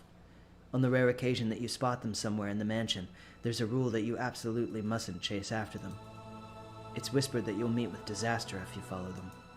In fact, there was a servant who broke that rule and quit because of a great injury. Wait a sec. Are you kidding me? Are all of you serious about this? Battler-sama, Beatrice-sama has already arrived. Such language may be unwise. Beatrice-sama's not fond of those who profane her. If you doubt her existence, you will surely meet with disaster. Battler-son, you probably find this story unpleasant. But you know what? Beatrice does exist, okay? She exists. Beatrice-sama has an exceptional dislike of that being called into question. Don't you understand, Battler-sama? Beatrice-sama has already arrived here. Come on, quit it! I'm weak against that stuff, you know? You're freaking me out! However, there was no trace of a joke in the eyes of the three servants. On the surface, I laughed and tried to look unconcerned, but I was quickly starting to sober up. Their eyes were also sobering up fast. Battler-son, I beg that you stop profaning Beatrice-sama. Please trust me. Kumasawa-ba-chan, who was usually cheerful and would always tease people, now spoke with a totally straight face that I had never known her to make. Well, surely you say she exists, but I don't see anything. Are you trying to say that she's standing right next to me or something? Quit joking around.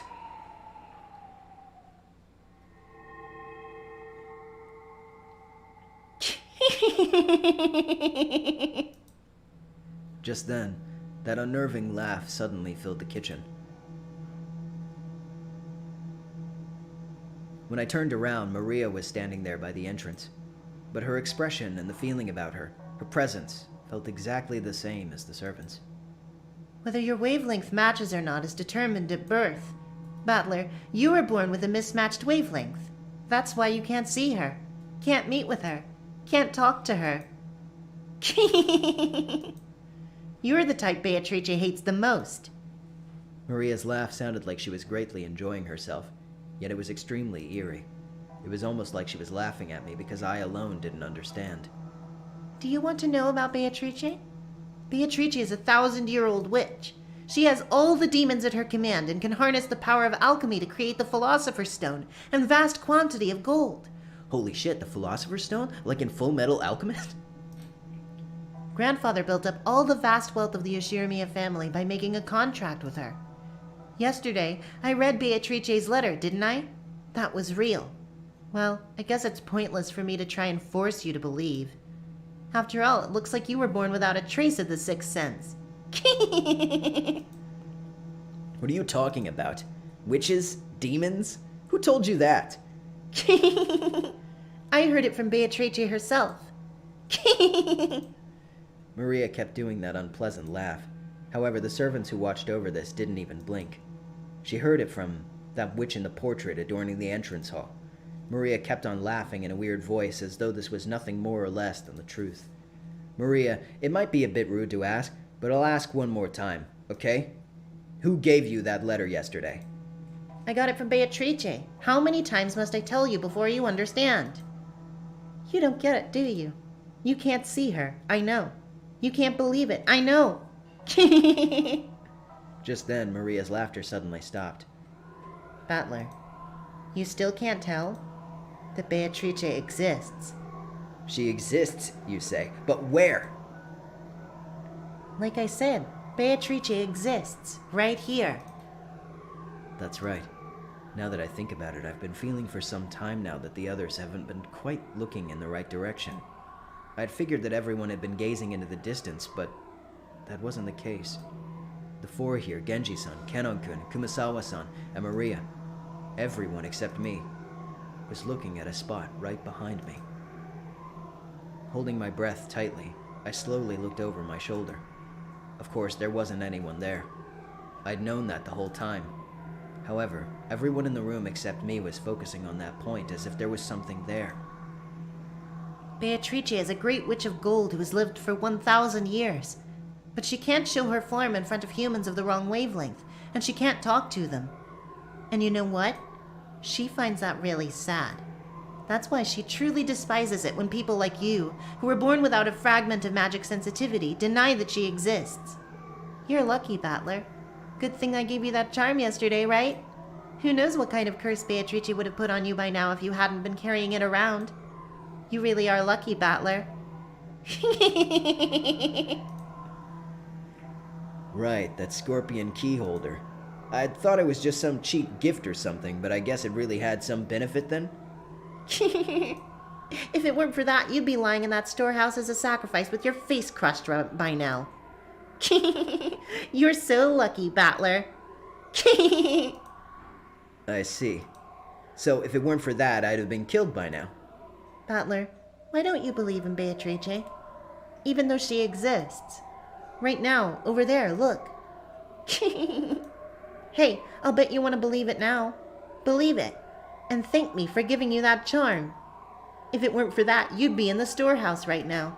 But then maybe you would have saved someone else in exchange, right?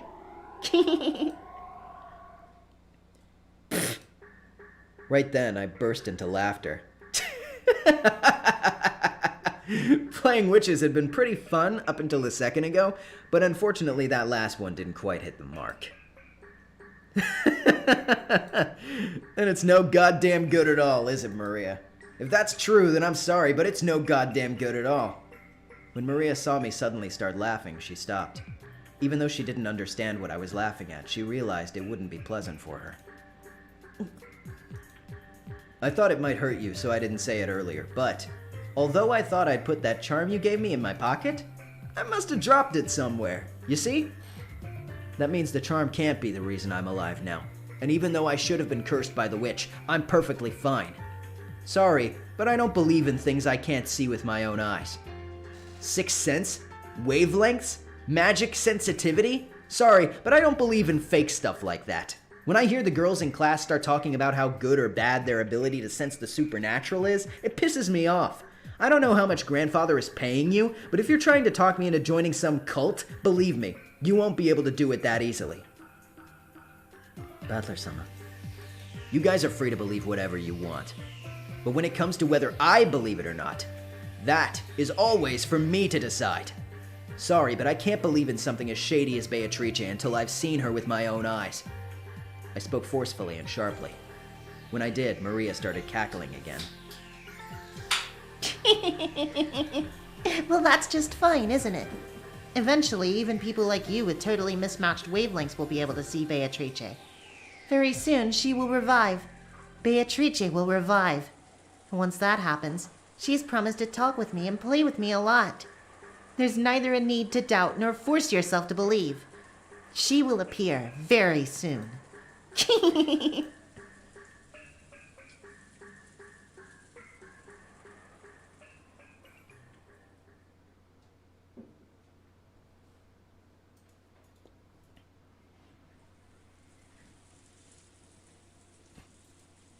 Epic argument with a 9-year-old. Some people usually head to the bathroom after a meal. Others prefer to take a short nap. It seemed that several people had gone out of the parlor. Okay, this is Battler. Just like I did when I went to the kitchen to drink some water. In the end, Aunt Natsuhi's orders to keep everyone packed together in the parlor was reluctantly withdrawn, under the conditions that no one was to be on their own, and no one was to go far from the parlor. After all, if 11 people are shut up in the same room starting early in the morning, the air will start to stagnate. And now that a little time had passed, everyone had started to recover from the shock of that morning. Maybe their sense of danger was weakening over time, too. However, it was a certain fact that 6 people had been killed inside this mansion, so no one was completely negligent. So when they went out into the hallway for a breath of fresh air, trying to act tough, they would get scared of standing there, isolated, and would end up returning to the parlor. Like that fable. You know, the north wind and the sun. If you force someone to stay shut in, they'll resist, but if you tell them to do whatever they want, they'll come back obediently. People sure are hypocrites. When the servants finished cleaning up from the meal, they returned obediently to the parlor just as Aunt Natsuhi had told them to and sat in a sofa near the entrance, patiently awaiting orders. Maria, almost as though she had suddenly finished playing witches, had returned to the pure Maria I knew well, saying, What in the world was that back there? I hadn't felt even an atom of the presence of this person called Beatrice supposedly standing behind me, invisible. However, it felt like inside Maria, I could catch a glimpse of a little of that presence. You're right. When Maria-chan starts talking about witches, she changes. Battler-kun, you also saw it down by the beach yesterday, right? You mean when she gave me that scorpion keyholder? No, I don't mean like when her feelings were hurt. I'm talking about when she looked like she had, you know, a dual personality. That happens sometimes too. Just like when Maria started talking about the magic circle. Not very often, but it happens. It's freaky though. Apparently, according to Jessica, the laughing Maria actually shows up every now and then. This was just bad timing, and furthermore, it was the first time I'd seen it, so it really shocked me. So what is that? Does Maria have a dual personality or something? Or are you saying that her spiritual sense really is that strong, and she gets possessed by stuff like that? No, I don't think it's that. Didn't you ever experience it? A desire to be someone other than yourself when you were small? No, the novel is not going to be bad about DID-related issues. It is just offering a sort of speculation about the circumstances right now. But yeah, Ryukishi actually understands mental health issues very, very well and portrays them in an extremely nuanced way whenever he does decide to touch on them. Shut up, Austin.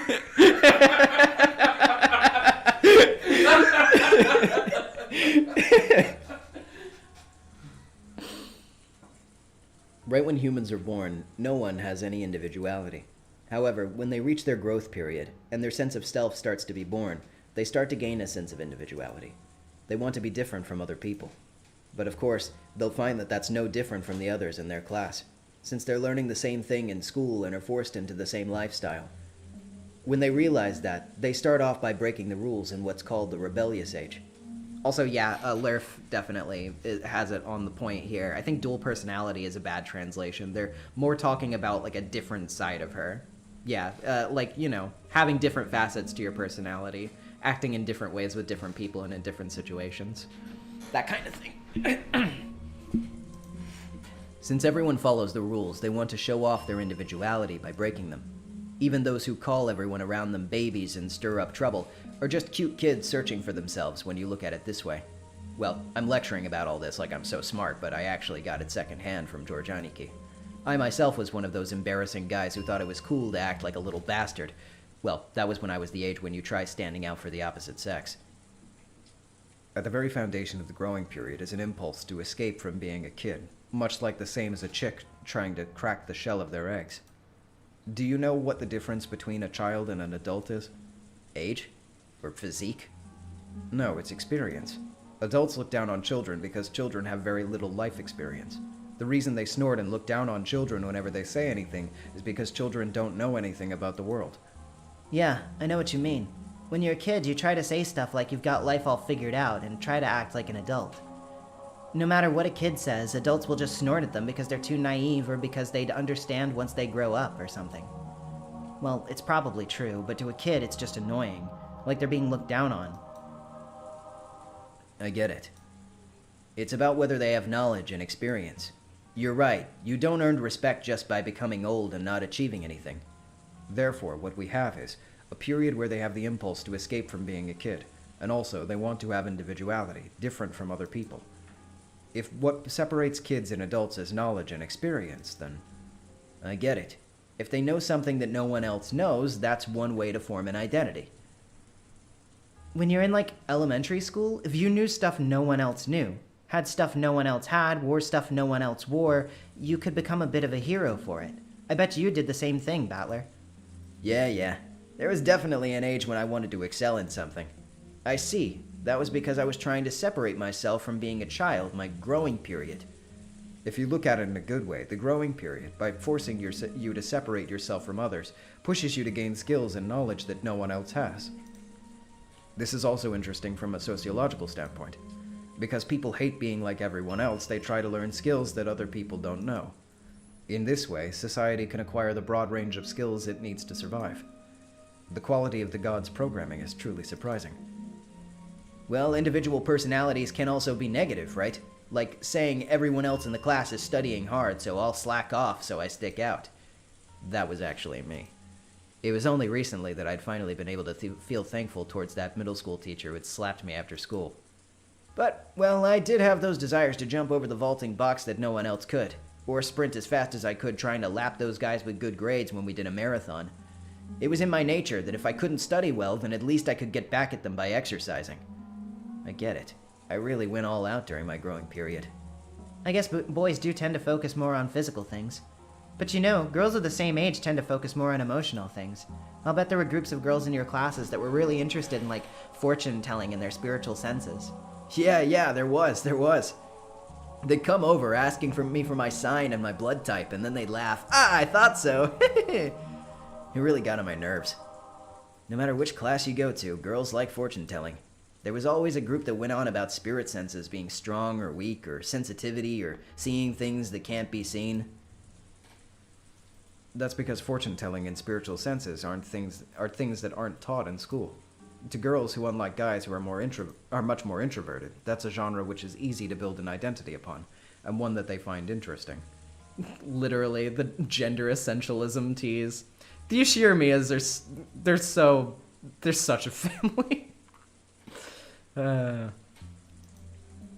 Just like boys when they enter their growing period and start acting tough and rebelling against adults. When girls enter their growing period, they start getting interested in that kind of thing instead. Well, not me, though. So, Maria having so much interest in the occult, isn't that rare among girls her age? Even if you accept that, I wonder if it explains that creepy dual personality thing. Well, I think I can accept it vaguely. As I said before, becoming an adult means gaining knowledge and experience. So kids must study various things so that they can gain knowledge and truly awaken. There's a specific kind of fantasy useful for this, which is, and has always been, prolific in the world of children. Do you know what that is? You see it all the time in manga and anime, right? You know, like memories coming back to you from a former life, or like channeling the soul of the great whatever. There's also sleeping genes awakening, or sealed powers, or memories returning. There's a lot of versions. For some reason, those kinds of things are really popular at that age. Why is that? All of those examples you've just mentioned are fantasies by which children can immediately add knowledge and experience to their childhood selves. Yep, Chunibyoisms. That's a very accurate way of describing it. Oh yeah, by the time of 1986, the word Chunibyo had not been invented yet. That's very interesting. I didn't know that. Though I guess it stands to reason, because it was more of like an observation about a phenomenon that was happening at the time. Even a 9-year-old girl simply has to say that she has a 1,000-year-old witch possessing her, and she can gain a 1,009-year-old identity. So what you're saying is that for people who think studying is annoying, but want to learn different skills from everyone else and brag about it and get attention from it, it's a convenient delusion. So you can brag about something without having to work hard or study. I see. Isn't that a kid's greatest dream? Furthermore, their ideal self-image is always self-projected onto their desires to escape from being a kid, and it's not rare for that desired form to become established as an alternate personality. Even you, Battlerkin, I'm sure your character's a little different at home and at school, right? It would probably be embarrassing if anyone at school saw how you were at home. At school, you try to project yourself as you want to be, but home is where you're your true self. So in other words, I'm changing my character for different situations. Are you trying to say that having multiple personalities is actually really common? A girl who's a fan of the occult might say she's being possessed or is awakened. Honestly, there are some kids who can change their personality so drastically it can change your whole opinion of them. Even some boys, right? Guys who just blow their top and get violent over nothing. I bet they think it's pretty cool, but it's painful to watch. So, let's sum this all up. Girls of about Maria's age, even if they show a creepy second personality like she did a minute ago, you're saying that's not such a rare thing? If you bring it all together simply, that's what it means. Identity is an important thing used to build up one's sense of self. If you make fun of that, it could actually cause children to go back into their shell. So it's important to go along with them to some degree, although to accept it completely requires the tolerance of a parent. Aniki, I can't believe that you aren't married. You sound like you've already raised kids through middle school. Then I wonder if Auntie Rosa also knew much about Maria's dual personality. She knew. Just between us, Auntie Rosa couldn't friggin' stand it. She said it was creepy and it was just making Maria more and more separated from the rest of the class. So anytime Maria started talking about the occult or laughing like a witch, she'd slap her. And it looks like Maria stopped talking that way in front of her.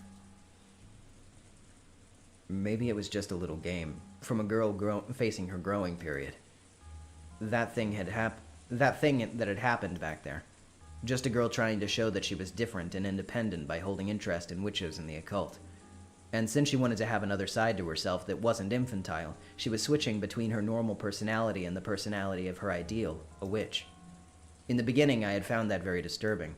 But after George Aniki's lecture, it felt like this was a path that everyone walked down at one time or another. I haven't told anyone, but when I was in kindergarten, I joined up with a little gang of kids trying to form an Earth Defense Force, saying we'd help protect peace on Earth. My face turns red when I remember how, during what we called battle practice, we would chant, EDF! EDF! Just like usual, Maria was relaxing, immersed in the TV, oohing, and laughing just like any girl her age. But on the inside, another personality, that of the ideal witch that she admired and blindly accepted, was sleeping. But that wasn't anything extraordinary. It was perfectly natural for a girl of her age. I calmed down a little. I had started to recover from the shock of my bizarre experience in the kitchen. If I hadn't talked to Aniki and Jessica, I might still have been frightened by the idea that an invisible witch was standing right behind me. However, can I really accept that as an explanation of what happened back there? If it had just been Maria, I could have explained it as the fickle fantasies of a growing girl, but Genji-san, Kanon-kun, and Kumasawa-ba-chan had also been there. None of them had denied what Maria said. They had silently accepted that Beatrice exists. I was starting to feel a little uneasy. Auntie Eva had claimed that no 19th person exists, saying that someone within the family had committed the crime in connection with their messy quarrel. On the other hand, Natsuhi had claimed that the culprit was hiding somewhere outside the mansion. That meant she was denying that the crime had been committed by one of us and accepting that a 19th person exists. And in the kitchen, Maria and the servants had agreed that a 19th person exists. But according to them, this 19th person isn't human. They had said that it was an invisible witch plotting something mysterious. Is there a 19th person or not? And is the culprit a human or a witch? For some reason, I couldn't just laugh off any of the possibilities, not even the most ridiculous one about the witch.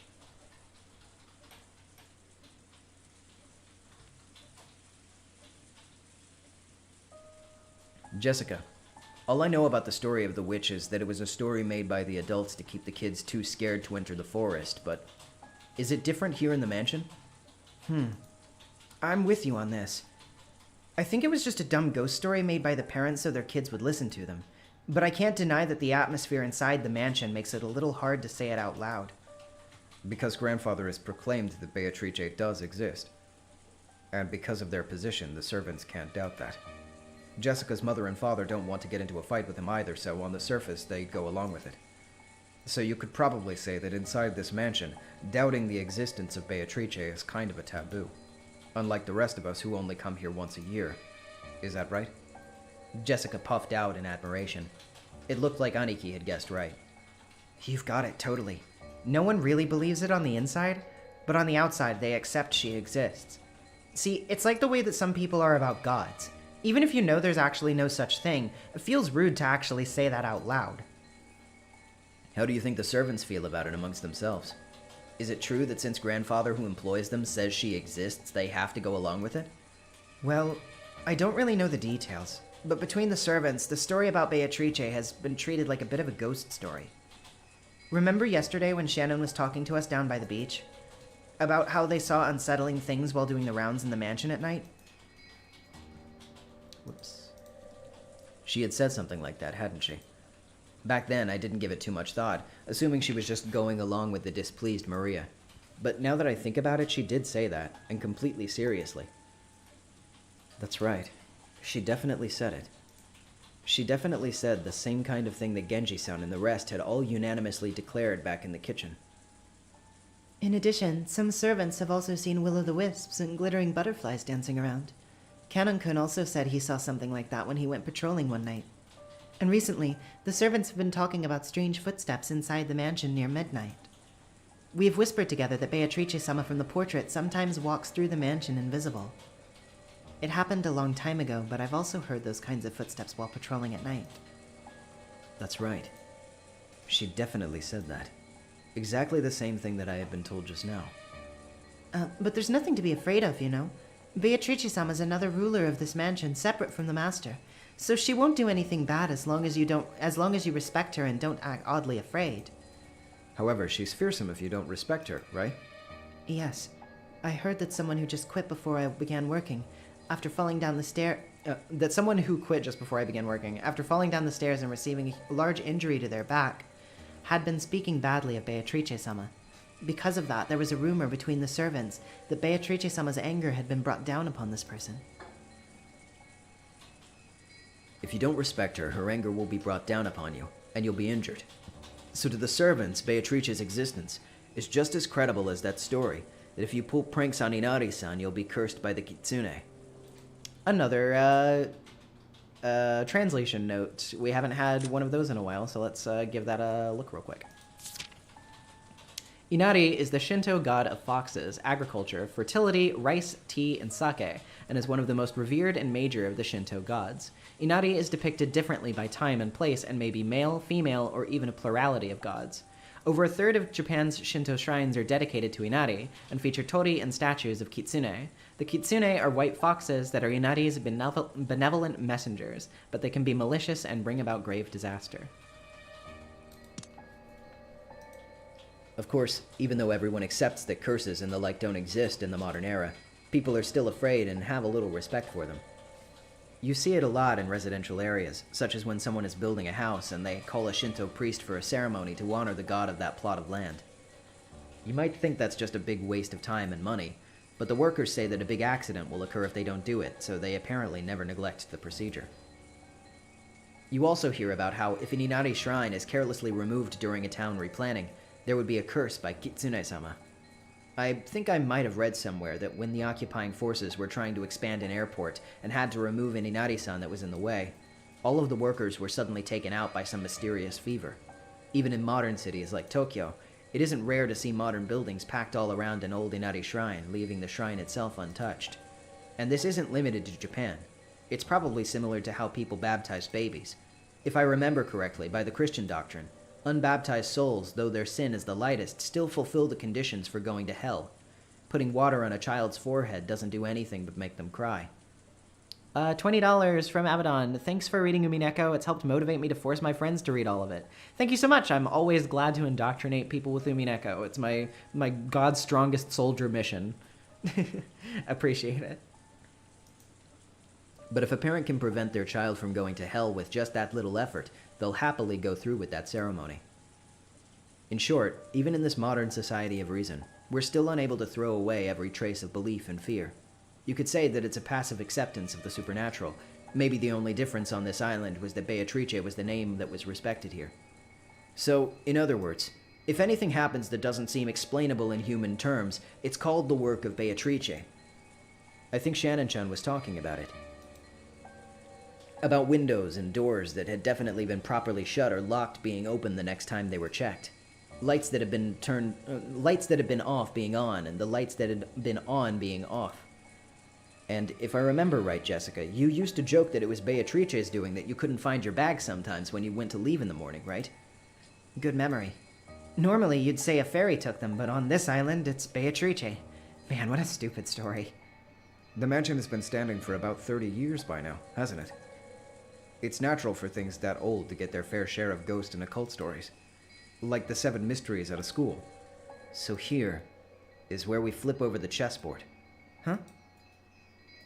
Basically, on this island, there's a rule that Beatrice can be blamed for anything that couldn't have been done by humans.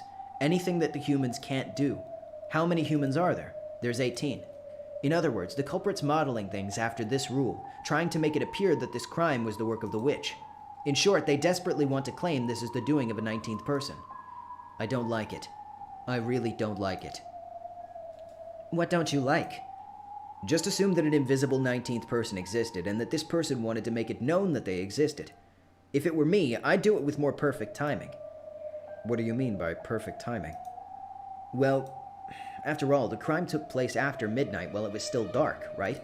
People were talking together until midnight. Some people had the night shift, and some people had returned to their rooms and were sleeping. Everyone's alibi is really vague, and there's plenty of room to suspect that the crime was committed by one of us. George Aniki, Auntie Ava probably told you too, right? That there's a good chance that one of us is the culprit? Yes. I guess. The night shift? Like Five Nights at Freddy's? Yeah, the real witch was Springtrap all along. That's true. Yeah. I guess. In other words, if the 19th person really existed and wanted to show themselves, this first crime was a complete failure. No, in the first place, the timing was a mistake. If this invisible 19th person really wanted to show themselves, they had to make sure that the crime took place under conditions which proved that the remaining 12 people were all innocent. Unless there are no suspicious humans, they can't prove they exist. So by killing them in the middle of the night, when everyone's alibi was at its most ambiguous, whether or not this 19th person exists was also at its most ambiguous. Even so, they chose that time to commit the crime.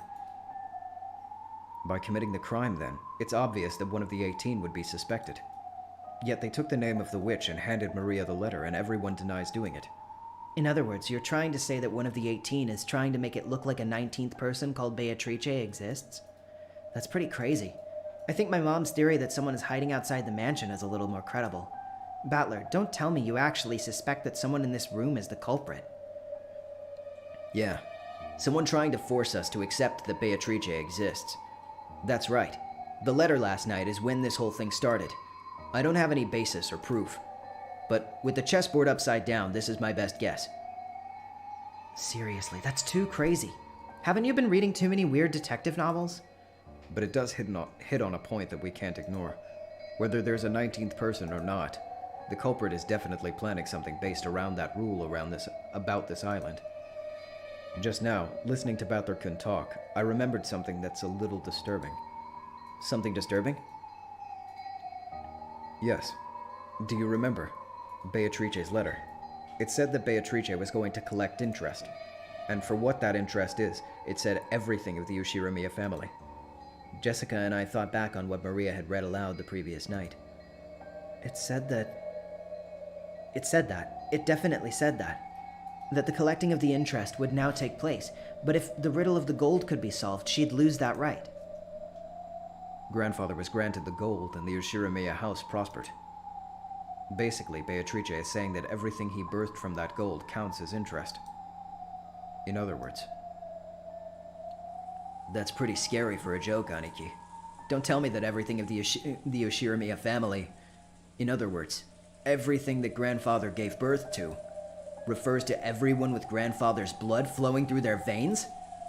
If you read the letter that way, these murders are just Beatrice legitimately collecting interest. If that's the case, these crimes will continue, because the collection of interest is still only halfway completed. George turned around, looking over the parlor.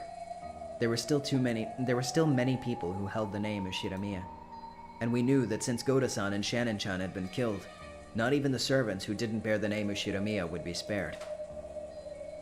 Are we all gonna be killed? But that's weird, George Nissan. Why only 6 people then? They could have killed a lot more. In the worst case, it might have even been possible for them to assault us all while we were sleeping and kill everyone in a single night. Why didn't they do that? The special clause.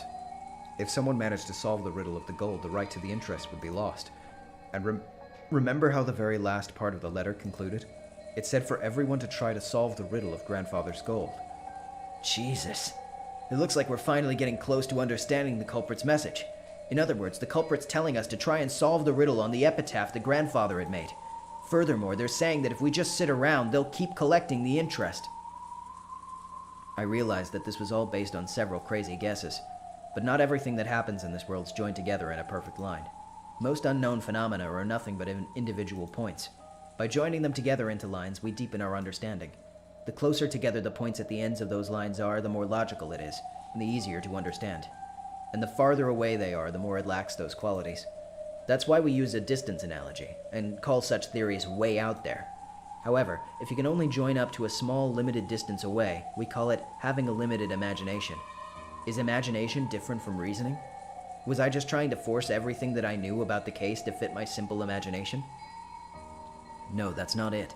When you're searching around with your hands in the dark, that search is imagination.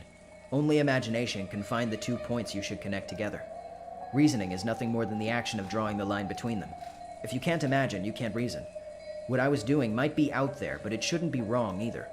Only the power of imagination can pull out a clue from the darkness, and the power of reasoning ties those clues together.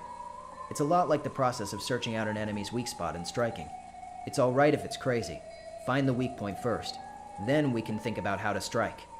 Now is the time to find the points that we could tie together later. I connected the dots. You haven't connected shit. I've connected them.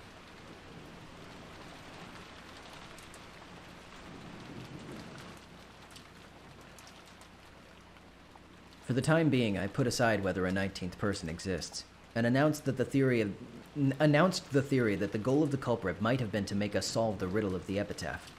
Uncle Hideyoshi looked like he was really interested, but Aunt Natsuhi thought it was ridiculous. Of course. If you think about it that way, even the letter from yesterday makes sense.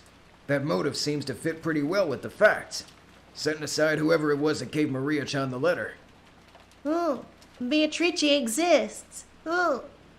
Even though she was puffing up her cheeks in that cute way she had been doing since yesterday, I couldn't think of it as cute. If I took it lightly, it might suddenly transform into a creepy laugh. The hidden gold doesn't exist. However, the idea that we have a culprit who foolishly believes otherwise wants Father's gold, and whose motive is to make us solve the riddle and then steal the gold from us, does indeed make some sense. Natsuhi, you know that the gold exists. You literally saw an ingot. Kraus showed it to you. However, in that case, why did they kill the most highly ranked in the Ashiramiya family first? A good point. If they wanted to make us solve the riddle, killing those closest to Kinzo-san doesn't sound like a good plan to me. I agree. Besides, if we follow that argument, wouldn't it have been quicker if they had threatened Father in the first place? You'd think it would be faster to just ask the person who wrote it rather than try to force us to solve it. That's also a good point. Of course, I don't think that Father would let it slip from any ordinary threat. Anyone who knows Kinzo-san well would surely be aware that he won't bow to ordinary threats. He's the man who bears the burden of the Ashiramiya family and all of its wealth. He's been exposed to many threats and attacks in the past. It's because he was able to overcome them that the family prospers today. Totally agreed on that. I can't imagine our grandfather letting himself get pushed around just because some asshole threatened him. Jessica, that's not how we talk. Yes.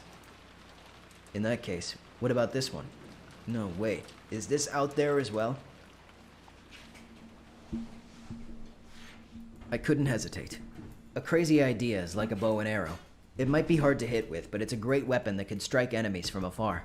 Research shows that most people who have died in battles were killed by wounds from arrows. In a battle, you don't just shoot off one arrow. You shoot off a whole bunch of arrows at once and assault the enemy soldiers with a wall of them. So shoot them, over and over. Assault the truth with a wall. If the culprit's after the hidden gold, it'd be very inefficient for them to force us to solve the riddle. Asking the person who made it in the first place would be much quicker and easier. In that case, the question is this all a message directed at Grandfather? In other words, these murders were a threat directed at Grandfather. If he didn't tell the culprit where the gold was, his family members would be killed off one by one. What if we weren't the only ones being forced to solve the riddle? What if Grandfather was too? If you think about it that way, it explained Grandfather's mysterious disappearance. If the culprit had attacked Grandfather, then judging by the state the 6 bodies were left in, he would definitely have been displayed somewhere with that horrible makeup at it. But despite that, we haven't found him. Did that mean that Grandfather had been kidnapped and was being held somewhere? How could... You aren't saying... How could... That sounds interesting. So Father is being confined somewhere, and being threatened that if he doesn't tell them the location of the gold, will be killed off one by one? I struggle to understand what you find so interesting about that. Aunt Natsuhi threatened her, but Auntie Eva just smiled calmly. Still, we still haven't seen him after all this time. I think it's almost certain that Grandfather has got caught up in the crime. When you think about that, you can't just ignore Bather-kun's theory, right? Stay quiet, George. In the first place, when exactly was it that Father went missing? Who was the last one to see Father? It was probably me. This morning, when we were worried about what we didn't know where my husband and the rest were, we were talking about how they might be in Father's study. And I went to check his room and greeted him. Come to think of it, I've been holding the key to his study the whole time, haven't I? Genji, let me return this to you. Aunt Natsuhi pulled out the gold key and handed it to Genji-san. Looking at the key, Auntie Eva giggled. Hey, Genji-san, I'm sure the police will inspect Father's room thoroughly anyway. It doesn't matter what you hide, it will just be exposed anyway. So you might as well just tell us about it right here, right now, don't you think? What are you talking about? It's simple. Don't forget, Father's study is a locked room with no way in or out except for that key. I want to double check how that's being defined. There's one entrance to Father's study. And also the windows? Any other entrances or exits? There are none. There's no way to get in except for the entrance. You're sure about that? There isn't some secret hidden door or anything? Since Father isn't here, I'm the highest ranked member of the Ashiramiya family. I'm asking you as a representative of the Ashiramiya family head. Understand that and answer me. Are there any ways in or out of that room other than the main entrance? As Father's closest aide, I'm sure you know. Aunt Natsuhi looked a little offended at the part about the highest ranked family member, but she kept her mouth closed for the time being and waited for Genji's answer. I couldn't help but feel a little uncomfortable. Why was she going on and on about hidden doors? You too, Kanon-kun, Kumasawa-san. If you know, won't you tell me? If there is one, it would be better if you said it. If there isn't, then someone is going to be very much driven into a corner in a second. If I'm given If I'm given that there is a hidden door, then my argument comes to nothing. Auntie Eva didn't specify which person was about to be driven into a corner, but following the flow of the conversation, I had to feel that she was referring to Aunt Natsuhi. Mother, what are you talking about? George, stay quiet for a while. What do you say? Genji-san? Kanon-kun? And Kumasawa-san? Is there a hidden door? Or not? Genji-san, when you remodeled Father's study, you must have overseen the construction. I won't let you say you don't know. There's nothing of that nature in Master's study. You're sure? What about Kanon-kun entrusted with the one-winged eagle? Yes, I'm sure. There's nothing like a hidden door in the Master's study. Kumasawa-san? No, I haven't heard of such a thing. What about Dr. Nanjo, who had a close relationship with Father? I've never heard of something like that. Great. Then are you ready? Let me begin. It's really simple. Everyone tilted their head doubtfully, wondering what Auntie Eva was so proudly starting to talk about. Auntie Eva laughed triumphantly, as though she were about to reveal a secret that only she knew. Natsuhine-san was the last person to spot Father, right? I forget the exact time, but I think it was a little before 9 in the morning. Ne-san, do you remember? I ran into you just as you were coming out of Father's study, right? Yes, I remember. What does that have to do with anything? And the next time you went to visit Father's study, that was after we had found the bodies of Nissan and the rest, right? Together with me, you went up to the study to report that, and we discovered that he wasn't there. By the way, Ne-san, at that time when you went to enter Father's study, did you notice anything? Notice anything? What are you talking about? Come on. You picked up some trash, right?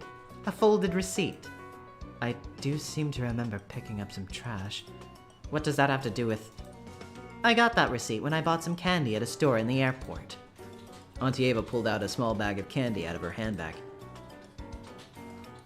The receipt from when you bought that candy? But, Mother, what does that receipt have to do with anything? George, stay quiet and listen for a little longer. Everybody is just telling George to shut up. Uncle Hideyoshi's expression was a little strict. Somehow, it seemed he understood what Auntie Eva was getting at.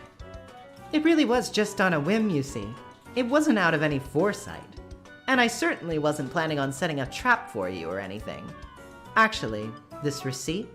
You remember, Ne-san, that just after you met Father and left, you met me, right? At that time, I stuck this into the door to the study. So, what does that mean? Does it mean that until Aunt Natsuhi picked up that receipt, no one had opened the door? Wait a second. Auntie Eva. Sticking a receipt in would be obvious. It's possible that when Grandfather opened the door, he noticed it and found it interesting and stuck it back in the door. Jessica hurriedly argued back. She still didn't really know what it meant, but she realized that whatever it was placing some kind of suspicion on her own mother. Of course, I folded up the receipt very small so that no one would notice it. But even if you assumed that he saw it fall, he would have no way of knowing how high up the door it had been stuck, right? I checked it while Natsumi-san was taking the key out. The receipt was still stuck, not 1 millimeter away from where I had put it. I can't understand why you would pull such a childish prank. I'll bet you were the one who did the prank on the door to my room, too. The door to your room? It was unpleasant to talk about, so I didn't. But this morning when I woke up, there were signs of some prank on the outside of my door with what was probably the same red paint that was scribbled across the shutter. There were some unpleasant marks, as though someone had been tearing at the door. Wait, what is this? Why have you been silent about this until now? My apologies. So many horrid things had happened since then, I'd completely forgotten about it until just now. I don't know or care about that. I'm not talking about your door, but the door to Father's room, okay? After you checked that he was in his room, and until we made sure that he wasn't, that door wasn't opened even once. How did Father get out if he didn't use the door? I don't know about that. That's what I want to know. Natsune-san, other than you, who else checked to see whether Father was in his room? The last time I met Kinzo-san was when we were playing chess last night. I believe I was with him until just before dinner. Did anyone else see him after that? I did. I gave him his dinner last night. Yes, Shannon and I were with him. So up until then, Father was definitely still in his room. But Natsune-san, It sounds like when you found out he wasn't there, all ways in or out of the study were closed, right? But even so, you said you met and talked with him this morning. I don't understand why everyone has become so gloomy. Could someone please explain it to me? Mother and Father, are you saying that what Aunt Natsumi says about meeting Grandfather this morning is a lie? Half a year ago, your video got me to read all of Umineko twice. Thanks for the recommendation. Wow. Impressive. Thank you so much. I'm glad that you enjoyed reading it. I'm always glad to get more people into the series. Why the hell would she tell a lie? Mom's innocent. Why the hell would she lie? Jessica, I keep telling you to watch your language. All at once, everything became confused. From across the parlor table, Auntie Ava and Aunt Natsuhi confronted each other, while George Aniki confronted Jessica. What the hell is going on? Remember, it's only up until last night that we have multiple people saying they saw him. But the only one who claims they saw Father since this morning is Natsuhine-san. And then there's this strange fact we learned from the receipt. So, how can we connect these 3 points together? Auntie Ava urged everyone to work their imaginations. Sure, that receipt could become an important point, but I didn't know what other point I could draw a line towards. The answer Auntie Ava was hoping for was that Aunt Natsuhi had lied to make it seem as if Grandfather had been in that room this morning. And Auntie Ava's mere whim had exposed that? That makes no friggin' sense. Why the hell would Mom lie? She has no friggin' reason to. That's what I want to know. But Jessica-chan, you can't say there's no possible reason for her to lie about Father being in the room, right? You see it every once in a while in detective novels, don't you? That trick is confusing the time of death to create an alibi. What are you talking about? I've never even heard of that. We still haven't found Father yet, but if you think about it normally, it would be natural to assume that he had already been killed. In that case, we should expect to find his corpse soon. If at that point the time of death could be faked, Natsuhine-san would be able to create an alibi. Do you understand? Everyone? This morning, when Aunt Natsuhi went to check that Grandfather was there, she lied. And he was already dead at that time? And she moved the body to some location and disguised it to make it seem like he had just been killed there. And then she could stay with everyone else to prepare an alibi. And then she could say, I heard someone screaming, or something, and dash over there and become the first to find the body along with everyone else. Is that what Auntie Ava is saying? How preposterous. Detective novels are nothing more than indulgent entertainment. You can only think of such an indiscreet idea because you read them all the time. Yeah, even if she tried to fake the time of death a little, all that would be blown away in an instant once the police did their autopsy. It might have fooled the people in old books, but do you seriously think that kind of trick would fly in modern Japan? Are you insane? You think so? This morning, when Dr. Nanjo looked at the corpse, he was only able to give a vague estimation of the time of death, right? Autopsy results are affected greatly by the corpse's surroundings and individual peculiarities. It's a very rough estimate with an uncertainty of several hours. And unfortunately, the police's scientific investigation will have to wait until tomorrow. Measuring the exact time of death after that, even in modern Japan, like you said, wouldn't be that easy, you know. Right, Dr. Nanjo? Examining a corpse is extremely difficult. An extremely difficult task that requires both experience and instinct. I've heard that there's a very high rate of mistaken diagnoses. I imagine it's very possible for misreadings of just a few hours to occur. However, for an alibi, that's more than enough. It's not just a trick for the classics. It's a trick that actually works. Natsuhine-san, it's not like we want to suspect you, alright? We don't, and that's why we want you to prove you're innocent. What is this innocence you want me to prove? This morning I definitely met with Father, and he told me to keep the one-winged eagle engraved in my heart. Are you denying that he said that too? I will definitely not permit that. I won't permit you to deny that Father said those words. Maybe Father's body won't appear at all? Normally, a person has to be missing for 7 years before they're officially declared dead. Wouldn't that be a clever way to extend Father's nearly finished life after another 7 years and keep all of his wealth to yourself? I cannot abide this! I cannot abide any more from you! I am Ushirimi Anatsuhi. Although I do not have the right to wear the one-winged eagle on my body, it is certainly engraved in my heart. Speaking that way to the wife of Kraus, successor to the head, to the person who will act as such in his place, is absolutely disgusting! What's this? Are you going to shoot me with that gun? Go ahead then. Why don't you shoot?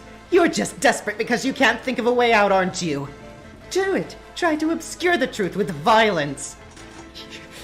You... It wasn't like Aunt Natsuhi had actually been holding that gun at the ready and threatening anyone. But after she was told by Auntie Ava, she did hold it at the ready. Unsurprisingly, once things got to this stage, Jessica and Genji-san tried to stop her. Madam, please calm yourself. Mom, you aren't lying, so there's no reason for you to listen to this. Calm down, Natsune-san. Don't you just have to swear that father was definitely in that room? Why are you getting so worked up over that? That's right. Natsue-san isn't lying. Isn't that the end of it? Then I want you to explain. How did Father manage to disappear from that room? The windows were closed tight from the inside. And the door, too, remember? If you really met with Father this morning, then you must explain how he disappeared from this unopened door, locked room scenario. If you don't, that would mean that you're a liar after all, right? How far do you plan to mock me? If you want to argue back, go ahead. That's right. Try explaining it right here, right now. After that, I can apologize to you for doubting you. How did Father manage to get out from that locked room? I can't explain that, and I don't need to. Really? Then let me explain it. We'll take the best parts from my perspective and yours and come up with a more friendly explanation. I'll believe that, like you said, Father was still in his room this morning. But the next time the door was opened, Father wasn't there. You don't have any objections so far, right? I have no desire to listen to anything more you have to say. Shut your frivolous mouth. My reasoning goes like this, alright? I verified on both occasions that you were the only one to go through that door, and the receipt is proof of that. So, what is the answer to the puzzle of how Father was sent out of the room regardless? The window. He was sent out the window. Natsuhine-san, you pushed Father out of the third-story window of the study into the courtyard. You vicious malcontent! Madam, please, endure it. Eva-sama, please stop this. Father died from falling into the courtyard. And when you left saying you were going to check the doors and windows, you went and hid the corpse somewhere. That probably is when you took some measures to fake the time of death, right? This all ties in with the case regarding Kraus-Nissan and the rest, and also the case regarding Beatrice last night. There's an extremely good chance that Natsui-san's suspicious in those cases. Normally, I wouldn't want to say this, but now it's out in the open, there's nothing else I can do. Please, Natsui-san, please explain how you can be innocent, or else I can't help but suspect you. Why me? Why must I, Shiramiya Natsuhi, be insulted like this? Looks like everyone else has said their piece. No good. No goddamn good at all, Auntie Ava. What do you mean by no good, Butler? Jessica looked up at me, hanging on to my every word. Auntie Ava's expression was composed, as always. No good at all, you say? What is? Butler-kun, tell me. You can only see this from one angle. That's why you're convinced that it has to be Aunt Natsuhi. It's not like I'm defending her, but bluffing a checkmate like that isn't gonna work. I think the theory you've based around that receipt is passable. It's not a bad thread of logic, but I'd only give it a grade of 65 at best. If this were an exam, that'd be bad enough to get you extra lessons in detention, you know. Oh my. Well, how would you break through a door sealed by a receipt and make Father disappear, other than by my theory? Your theory is interesting, I admit. And if we could state definitively that there was no way to make Grandfather disappear other than yours, then we could say for certain that the last person to see him, Aunt Natsuhi, has to be responsible. However, since there's still a possibility that she's innocent, and that these accusations are false, you can't make that claim. Then Butler-kun, who are you saying could have made Grandfather disappear other than Natsuhine-san? It would be impossible for anyone else to do it. My receipt proved that, right? From the first time she visited that study, and until the second time when we visited it together. The study was a perfect locked room, and when the seal was broken on the locked room, he was already missing. If this doesn't prove that she was the culprit, what kind of trick could they have used? Like I said, Auntie Ava, only 65 points. So let's try flipping over the chessboard, shall we? It's not about how they managed to make Grandfather disappear from the outside. Think about how Grandfather disappeared from the inside. The door had the receipt stuck in it, so it couldn't have been used. He also couldn't have gone through a window because they can't be locked from the outside. And when you visited the study, you checked to make sure they were locked. So the windows also weren't used.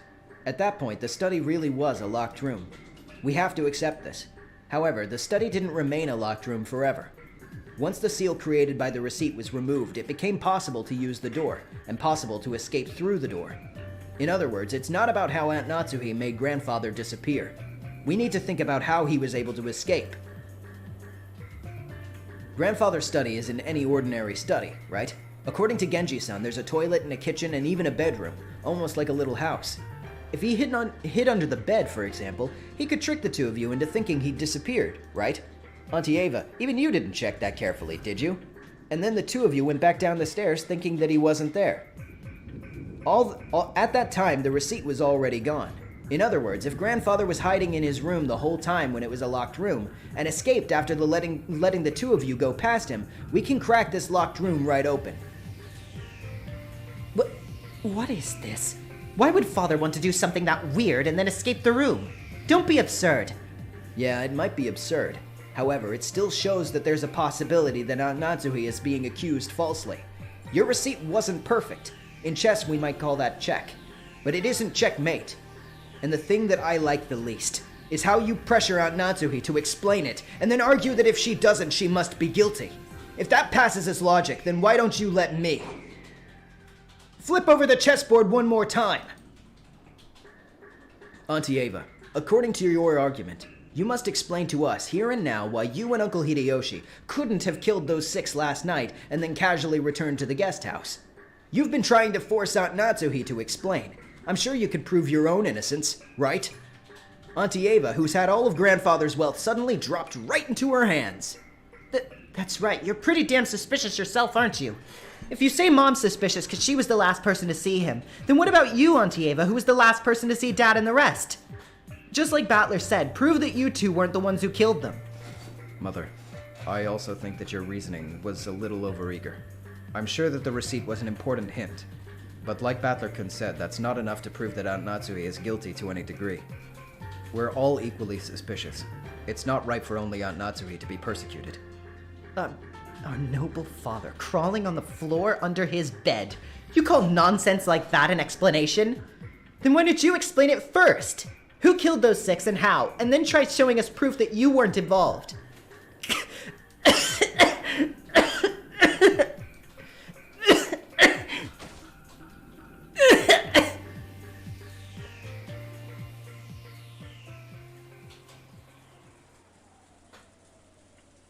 Milady. Jessica suddenly started coughing. At first, I thought that she was just choking after yelling too loud, but it seemed to be lasting too long for that, and she really looked like she was suffering. Jessica kept coughing and choking down on her hands and knees. Jessica, hang in there. Dr. Nanjo. Jessica-san, your inhaler, quickly. No, wait, I have one with me. Move this carpet, it keeps getting shoved around under my chair. You're listening to the Purple Guy soundtrack? Yeah, it's stuck in my head. Okay. Dr. Nanjo pulled a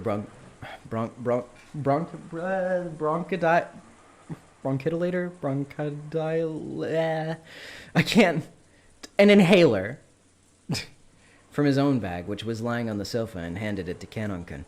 Come to think of it, 6 years ago, didn't Jessica sometimes break into violent coughing and have to use that? But 6 years ago, I never saw Jessica look like she was in this much pain. Aniki, was Jessica's asthma always this bad? It's gotten a lot worse these last few years. It's no problem when she's normal.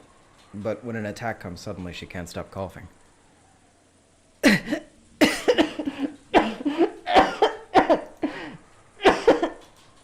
Milady, your medicine. Here.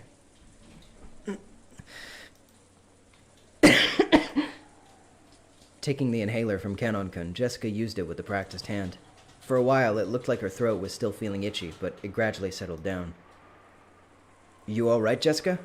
You scared me. It's no big deal. Don't worry about it. Beads of sweat covered Jessica's whole body, and she couldn't hide her rough breathing, but it looked like her sudden attack had calmed down for now.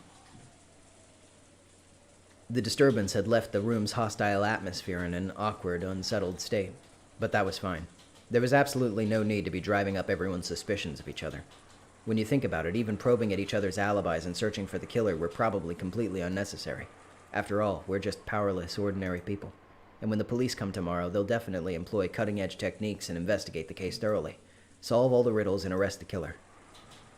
I wonder if Battler-kun is right after all.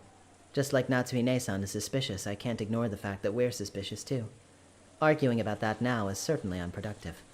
Everything will be fine if we just leave it to the police tomorrow. But don't you want to know too, Battler-san? Who the killer is? Don't you want to let them know right this very second the pain you feel from losing someone precious to you? I won't deny that. Even one day would be too long to let the bastard who pulled this detestable bullshit go. But that doesn't mean I want to doubt one of the 18. Even though I said what I said earlier, I don't even want to doubt you, Auntie Eva. To me, you're an awesome aunt who's always mischievous and entertaining. I don't want to trade insults with an aunt like that. Not a single person here wants to do that. Right? Everyone? I feel the same as Battler-kun. It's pointless to trade insults. It's probably just stress built up because so many people have been crammed in one place since morning. Probably. It's only natural. It may be easier said than done, but I think we should all relax as much as possible.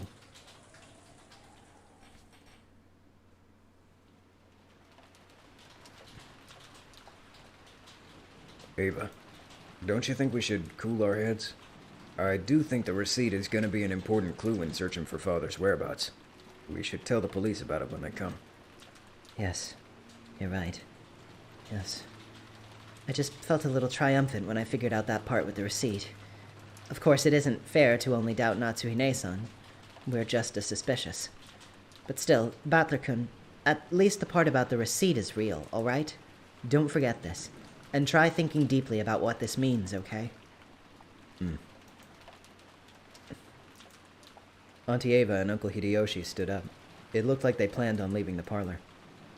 In the end, it's pointless for us to continue playing detectives. After all, the police will reveal everything in the end anyway. That's right.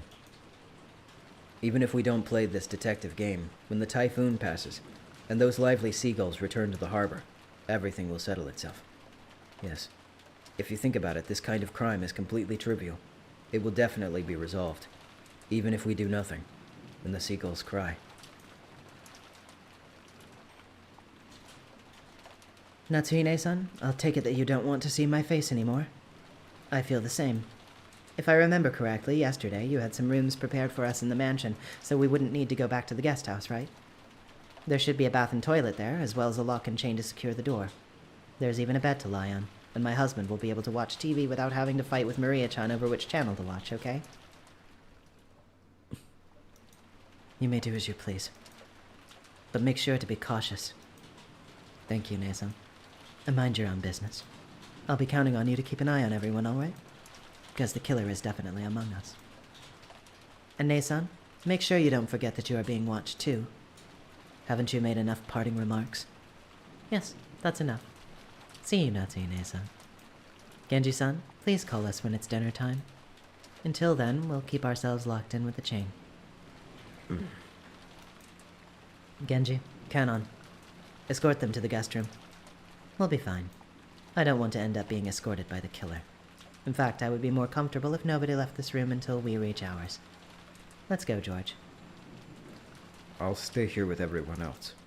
George, the killer is in this room. Do you plan on staying in a place like that? Leaving this room would be the same as suspecting one of my relatives. I refuse to believe that anyone in our family is capable of something so horrifying. George! Honey, say something to him. George is already an adult. If his code tells him not to leave this room, then it's up to him. Let him do what he wants. Father. Auntie Eva and Uncle Hideyoshi left. The only voice that called after them was the sound of the rain.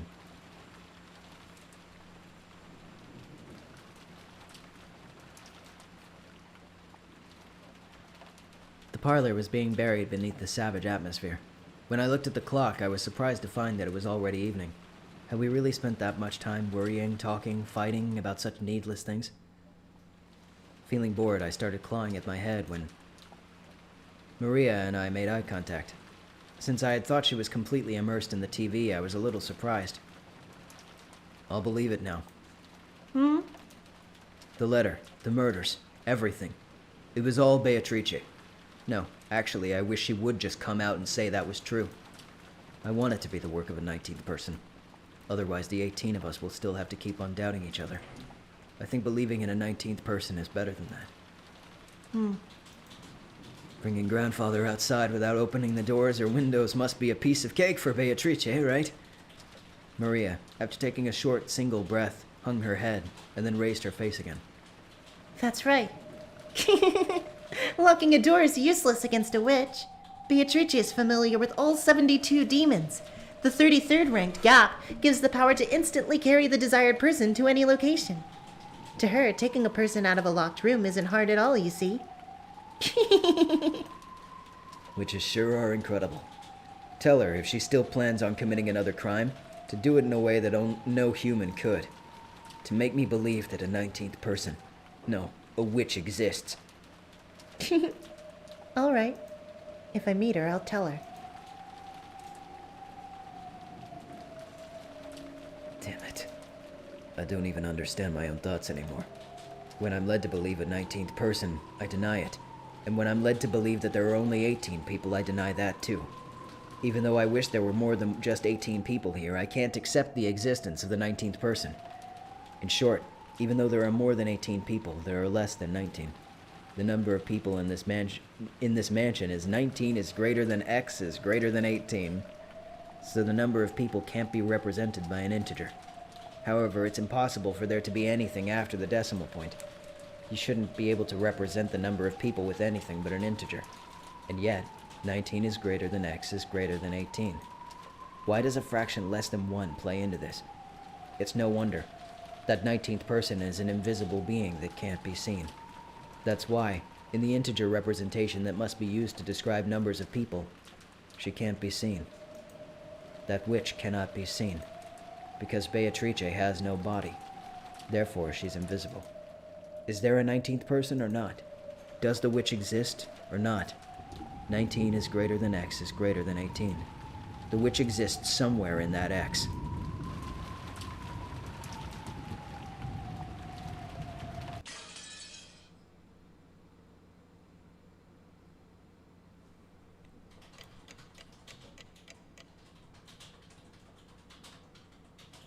The two who are close. Oh boy. We're actually getting pretty close to the sort of like halfway point that I wanted to reach between what's left. So I don't know. We'll see how much longer we're still going to be going. The uncomfortable atmosphere continued even after those two left. It was thick with the idea that thinking about who the killer was would be the same as deciding who to doubt. It had begun to feel like the discussion of the incidents itself was taboo, so no one was mentioning it, at least out loud. However, those thoughts were what filled our minds.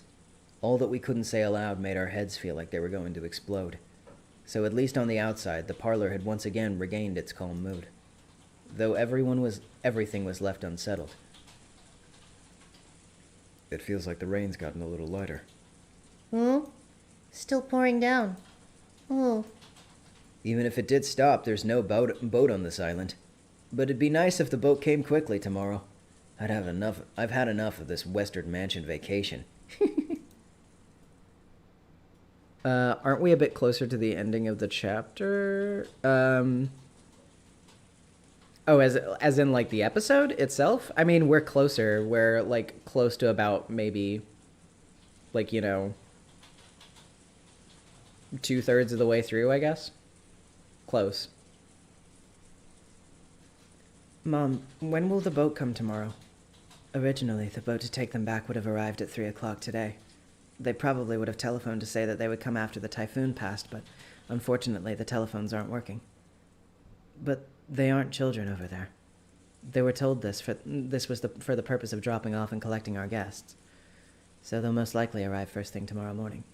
Probably around 9 o'clock, I believe. It was completely black outside. When I looked at the clock, I realized that it was just past 7. I was starting to get hungry. In the kitchen, Kumasawa was cooking enthusiastically. She had laid out a variety of dishes, and while they didn't match the level of Goda's artful cooking, they were still quite gorgeous. It was an act of kindness from Kumasawa trying to use food to enliven everyone's low spirits. Kumasawa wasn't nearly as talented as a professional cook like Goda, but she was still far from unskilled. On the contrary, since she had been brought up in a fishing village, the simple food she created was sometimes very highly valued. Kenon arranged the food Kumasawa had finished creating on plates under her direction. Kenon also helped in the kitchen sometimes, but since he was rarely placed in that role, he was slightly awkward, even though he tried his best. Self-conscious no wait, yeah, this is a regular narrator, not Battler. Otherwise he would not know this. Self-conscious about the fact that he couldn't skillfully arrange the food, Kenon's expression darkened slightly. But Kumasawa smiled to say everything was fine. It's arranged beautifully. Kenon-kun, aren't you skilled? If it had been Shen and Ne-san, it would be even more beautiful. Kenon stopped arranging the food for a bit and hung his head. Shannon was the one who always assisted Kumasawa in her cooking. Tonight, Kenon was doing it instead. And as he remembered Shannon's face and her brutal end, he grimaced. Forget it for now.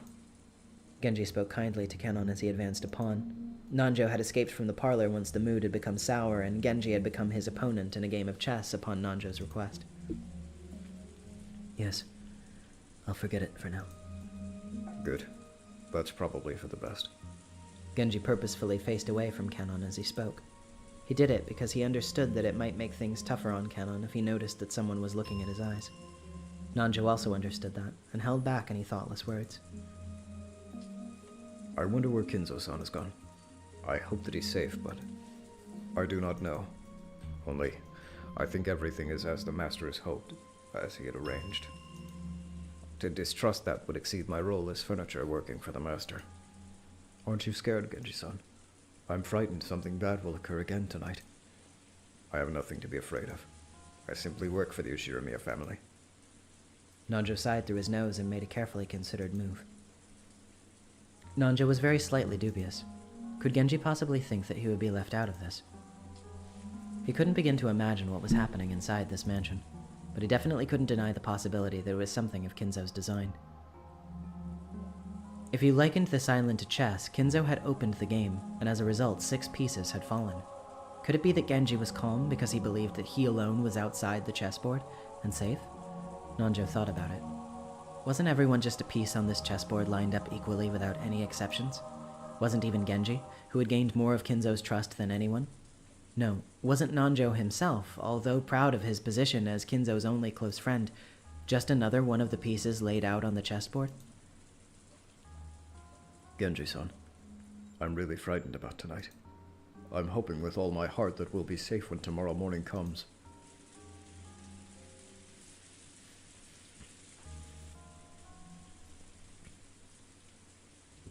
The guest room that Eva and Hideyoshi had moved into was used to house guests before the guest house had been constructed.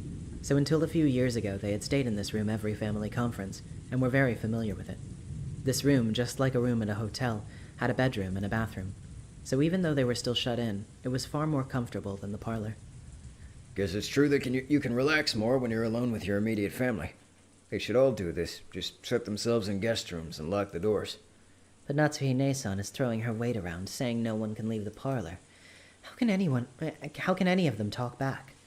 She always felt like she was being left out in the cold, so now that Nisan's dead, she's in high spirits, thinking her time has finally come. Seriously, how shameless can she be? Come on now, don't say that. Natsuhi-san's working pretty hard. No need to jump on her like that. And about that receipt earlier, you went too far there. Come on. Readjust my headphones. If I hadn't said it there wouldn't be another good time to say it. Eva, sulking cutely, sat down beside Hideyoshi, who was lying on the bed watching TV.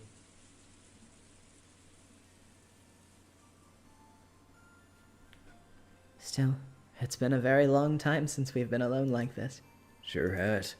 When I think about it, both you and I have gotten older. Since George was born, everything's gone by in the blink of an eye. It really has gone by in the blink of an eye. I wonder if we were too hasty in having a child. Ava's eyes looked like they were staring off into the distance. Yet she had thought of it. Yes, she had thought it a once-in-a-lifetime chance. Her older brother Kraus had been unable to have a child for quite some time. 6 years had passed after his marriage to Natsuhi without any signs of pregnancy, which didn't please Kinzo at all. As for Ava herself, she would be removed from the Yoshiramiya register anyway once she got married, so whether a successor to the head was born or not, it was all the same to her. So she had thought. But then, one day, she had a heavenly revelation. Or maybe it was the whisperings of the devil she had heard in her greed. Sandra, what I find interesting about Ava and Hideyoshi is that their relationship, as far as I'm aware, is genuinely sweet and, dare I say, brings out a softer side of Ava. True, this scene is actually really sweet. After, like, all of the stuff that, like, Ava has been doing for the past, like, couple hours or so, it really, like, pulls you back and makes you remember, like, you know, oh, like, they still are, like, people that care about each other. It's, you know, it makes it kind of sad. Perhaps she could remain in the Yoshiramiya register if she gave birth to a successor first. If things went well, perhaps she could even inherit the Yoshiramiya family herself. When she proposed this to Hideyoshi, he approved of it instantly. This had not been because Hideyoshi also had greedy thoughts. For Hideyoshi, who had no close relatives, it was a chance for him to feel once more that long-forgotten thing called family. So he agreed without hesitation not to fuss over which family name they were to keep upon getting married, and assented to having his name entered into the Yoshiramiya family register. It wasn't easy to persuade Kinzo, but as his daughter, Ava knew Kinzo's personality well. So the time she chose when Kinzo was most dissatisfied with Natsuhi, and expertly managed to make him accept Hideyoshi as a son-in-law. Looking at Hideyoshi, who had achieved success after starting from nothing, Kinzo might have seen a little bit of himself. He quickly grew to like Hideyoshi, and permitted him to transfer into the Yoshiramiya register. George would eventually become the successor to the Yoshiramiya family. They had raised him strictly with that purpose in mind. George had been worth their while, and had grown into a fabulous young man who wouldn't disappoint no matter where he went. That was why she couldn't stand that he was in love with a servant like Shannon.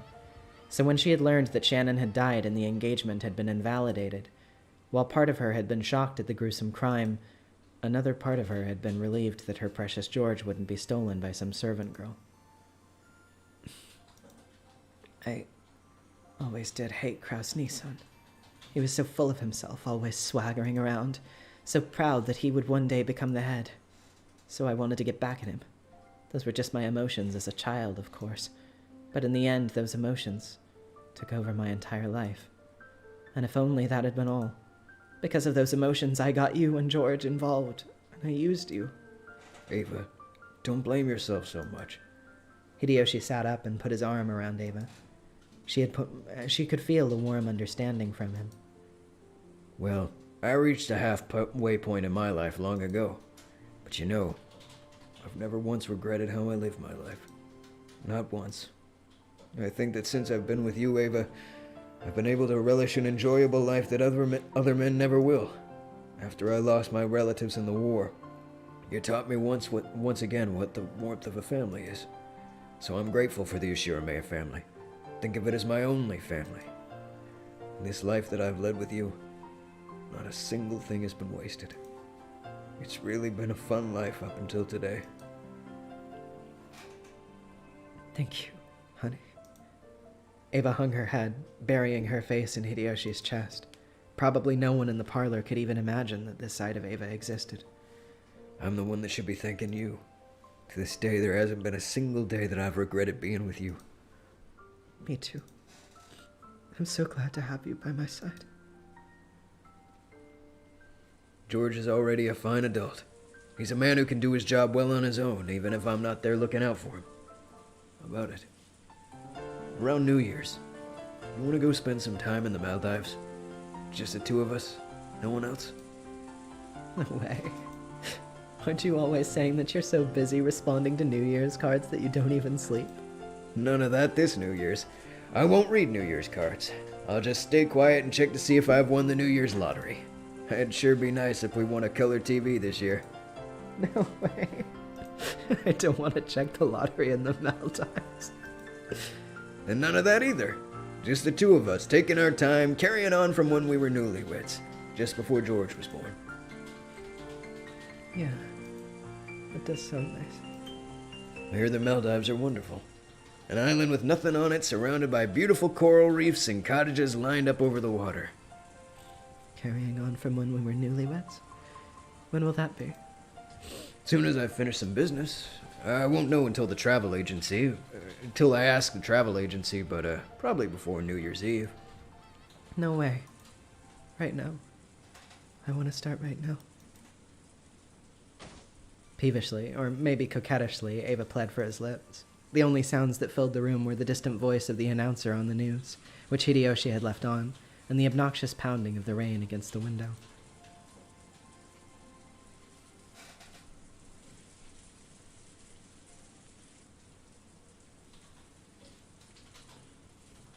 King Dongo, yes, that is the implication. There was a knock on the door, and Genji-san entered.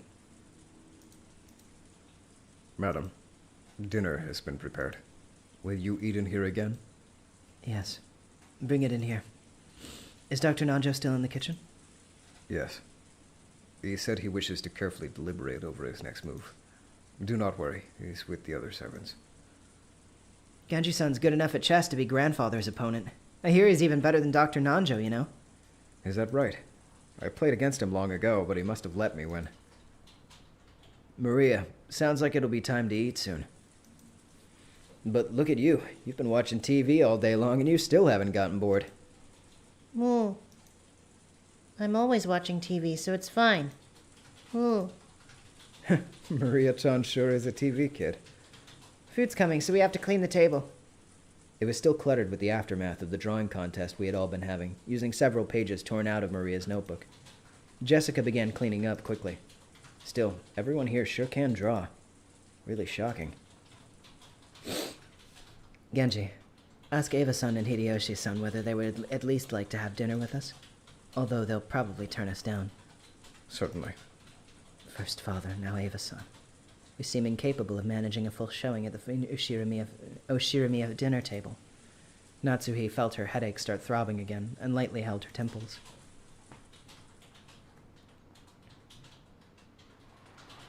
The distance from the kitchen to the parlor wasn't that large, so Genji had gone there and back by himself, but the guest room was a little farther away. Natsuhi had warned him not to be alone without good reason, and just now Nanjo had also admonished him, saying it would be better if he held a little more concern for his safety. Genji took Kannon with him, and the two of them went to visit Ava and Hideyoshi in their guest room.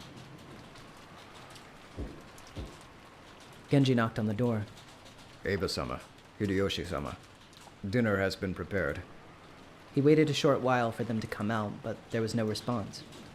Genji-sama, look at this. Kannon pointed under the door. A Western-style envelope had been inserted under it. Normally, when something was inserted this way, it would be interpreted as a message from someone outside to inside the room. So since this might be a private note meant for Ava and Hideyoshi, it was not something that Kannon and Genji were supposed to take interest in. But this Western-style envelope was Kinzo's envelope, the same as the one Maria had taken out last night and surprised everyone with. There's no mistake. It's the master's envelope. Or, although it had been Kinzo's envelope, the author of the letter Maria had read aloud last night had not been Kinzo. Genji continued knocking a little harder and called out in a loud voice. Ava-sama. Ava-sama. It's Genji. Are you there? Please answer, Ava-sama. But there was no response from inside. Sometimes, when the servants went to call for some guests for a meal, the guests would be sleeping so deeply that they wouldn't wake up. In times like that, the servants would stick a letter in the door to show that they had called by, and then leave the guest be. However, despite that, Genji beat even harder on the door and called out Ava's name, but there was no answer. Kannon stuck his ear up to the door, and holding his breath, listened for any sounds coming from inside. I hear something that sounds like the television, but I don't sense anyone. The room might be empty. Genji took out a handkerchief and, careful not to touch it with his bare hands, gently pulled out the envelope which had been stuck under the door. It had been sealed with deep red sealing wax. Without a doubt, the mark on that sealing wax had come from the Ushirimiya family's head's ring. Eva-sama. Eva-sama. Please, answer. Are you still in your room? Even so, there was still no answer. There was a chance the two were aimlessly walking around the mansion. This was the home Eva had grown up in. There was plenty of reason to think that she had gone out on a casual stroll. Genji groped around in his pocket and pulled out a bundle of keys, including the one that would have opened the guest room. Genji-sama! Kenon also understood what this meant. They would sometimes unlock a guest's door so they could go in and do things like make the beds, but only after they had made sure the guest was out. To unlock the door for a separate reason, and especially to do so when there was a chance the guests were still in there without their permission, was an action unbecoming of a servant. However, Genji had decided. If the only problem had been that his knock hadn't received a reply, he wouldn't have gone this far.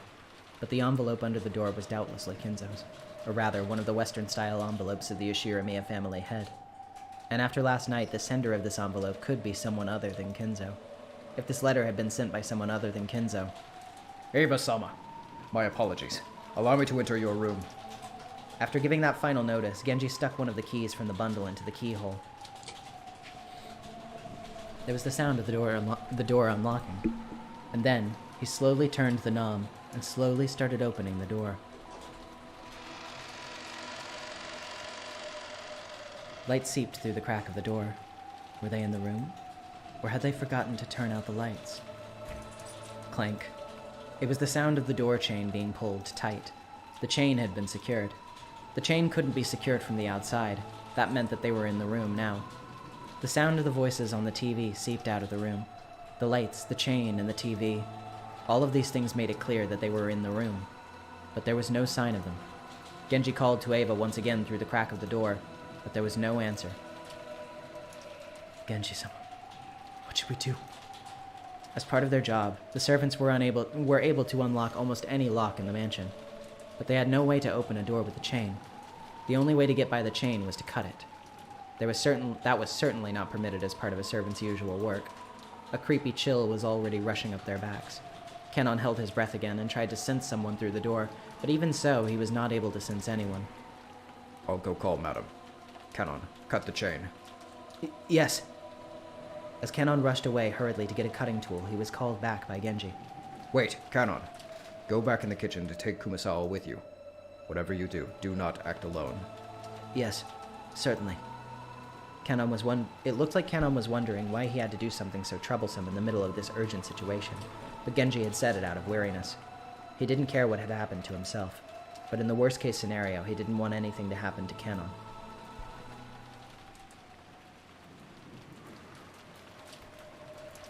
In the kitchen was Kumasawa, who was piling food on the servant cart, and Nanjo, who seemed to have thought of a move that would turn the tables on Genji, and had been awaiting his return, wanting to show him. But he immediately realized that something was wrong with Genji's demeanor. Oh, what has happened, Genji-san? Dr. Nanjo, my apologies, but please allow me to suspend this match for a time. Kenon, take care of the chain. Kumasawa, stop setting up dinner for now and accompany Kenon. I will go over to Madam. If you would come with me, Dr. Nanjo. Has something happened? Genji took Nanjo, who still didn't know what was going on, and quickly left the kitchen. Kumasawa-san, my apologies, but please come with me. What happened, Kenon-san? Unable to take in the situation, Kumasawa had said almost the exact same thing as Nanjo and chased after Kenon, who had flown out into the hallway. Accompanied by Kumasawa, Kenon went to the storehouse, and from amongst the tools packed in toolboxes and hanging on the walls, he looked for a tool that could be used to cut the chain. What are you looking for? I'll help. We're cutting a door chain. Where was that large bolt cutter? A door chain? Why would you do something like that? The chain is locked to Eva-sama and Hideyoshi-sama's room. Even though they should be inside when we called to them, they didn't answer. It took Kumasawa some time to figure out how cutting the chain and Eva and Hideyoshi not answering were connected, but she did realize that this was an urgent situation. This will probably... Kenon took down a very large bolt cutter that had been hanging on the wall. It was called a cutter, but maybe it would be easier to understand if described as having the shape of a large pair of pliers. He recalled being warned that it was a dangerous tool that could easily cut through one of your fingers. Kenon took that and rushed up the stairs. He knew it instinctively. He should fight for every minute, every second to open it quickly. Or maybe, already. Please wait, Kanon-san. Hurry. Kumasawa eventually caught up with him, gasping for breath with both hands on her knees. When Kanon changed his grip on the bolt cutter and looked up at the door, he let out an struck speechless.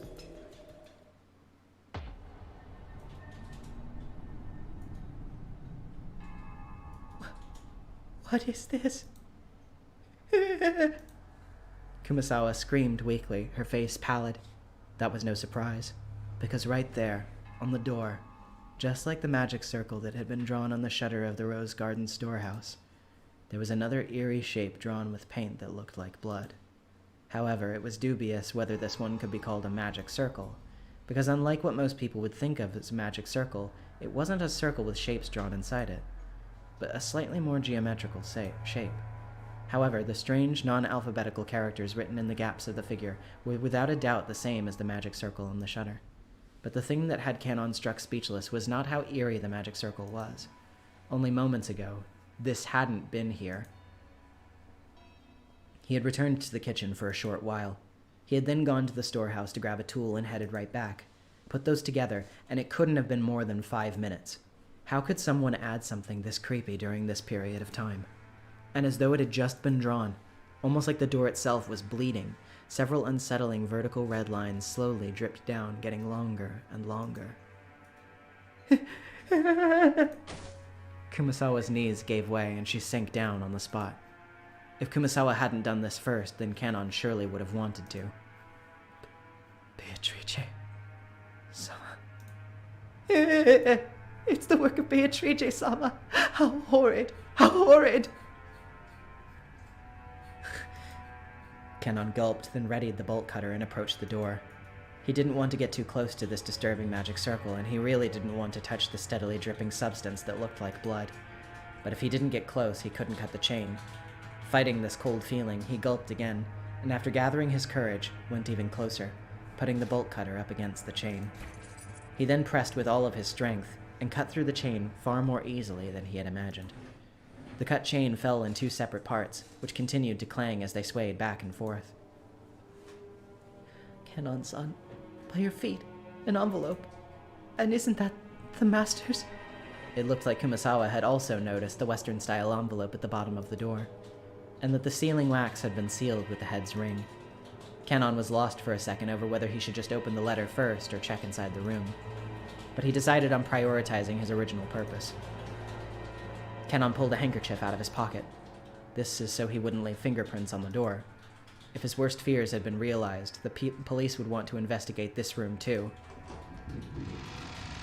He slowly pushed the door open. He was able to hear the sound of the television that had been seeping out slightly more clearly now. Eva-sama? Eva was face up on the bed with her shoes still on. Kumasawa, who had fearfully entered after Kanon and was hiding behind his back, screamed a short again when she saw Eva like that. Eva's shoes had been the first part of her that Kanon had seen, so the incongruity of wearing shoes in bed was the first thing that entered his mind. But after he shifted his line of sight toward Eva's head, Kanon couldn't help but let out a short scream like Kumasawa. Right in the middle of Eva's forehead, something was set there? Growing there? No. Right in the center of her forehead, an old-fashioned knife or some weapon like it was stuck right in.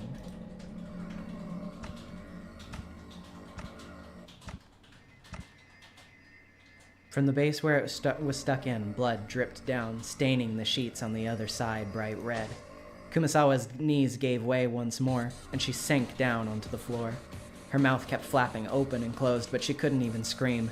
Eva, with some kind of weapon sticking out of her forehead, was dead. Update. Ushiramiya Eva, found on the bed of a guest room inside the mansion with a weapon resembling an ice pick having been rammed into her forehead. The windows and door to the room were locked from the inside, and even the chain was set. No way could a human have killed her.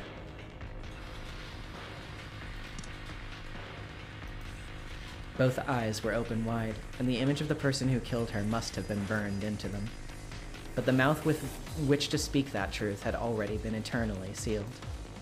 Even though that forehead was the last place they wanted to look, they couldn't tear their eyes from it. Right there, the weapon was stuck into Ava's forehead, standing almost perfectly upright. And on the handle was a design so complicated you could never expect to see it out of an ordinary weapon. That thing could be summed up with the word occult. It was a vulgar object with a design that must have been of some sort of demon. What about Hideyoshi-sama? Hideyoshi-sama! Ava was on top of her bed, but the other bed was empty. Where was Hideyoshi? After taking a backwards glance at Kumasawa, still on her knees and stupefied, he checked the bathroom just in case. At the moment he opened the door, he was greeted by steam and the sound of the shower. The bathroom was of the same familiar style as most hotel bathrooms, containing both a bath and a toilet.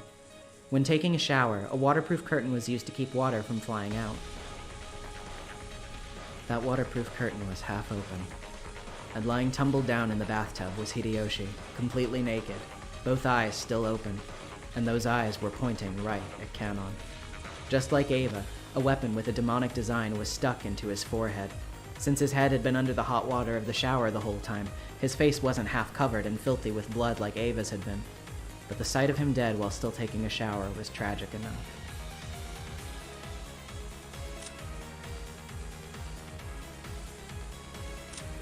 Ushiromiya Hideyoshi, found in the bathroom of the same guest room that Ava was found in, with a weapon resembling an ice pick having been rammed into his forehead, just the same as Ava. You can't see either of them by looking through the gap of the door while the chain is set. Can't see, can't reach. Go on. Could a human have killed them then?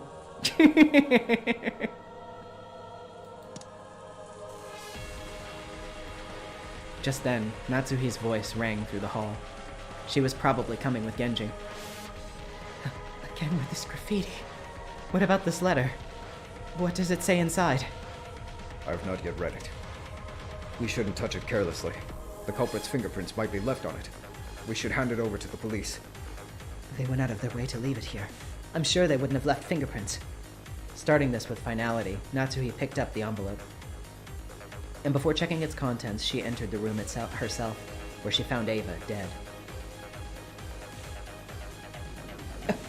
Ava-san! Madam, Hideyoshi-sama is here too. This is truly atrocious. Kanon, turn off the shower.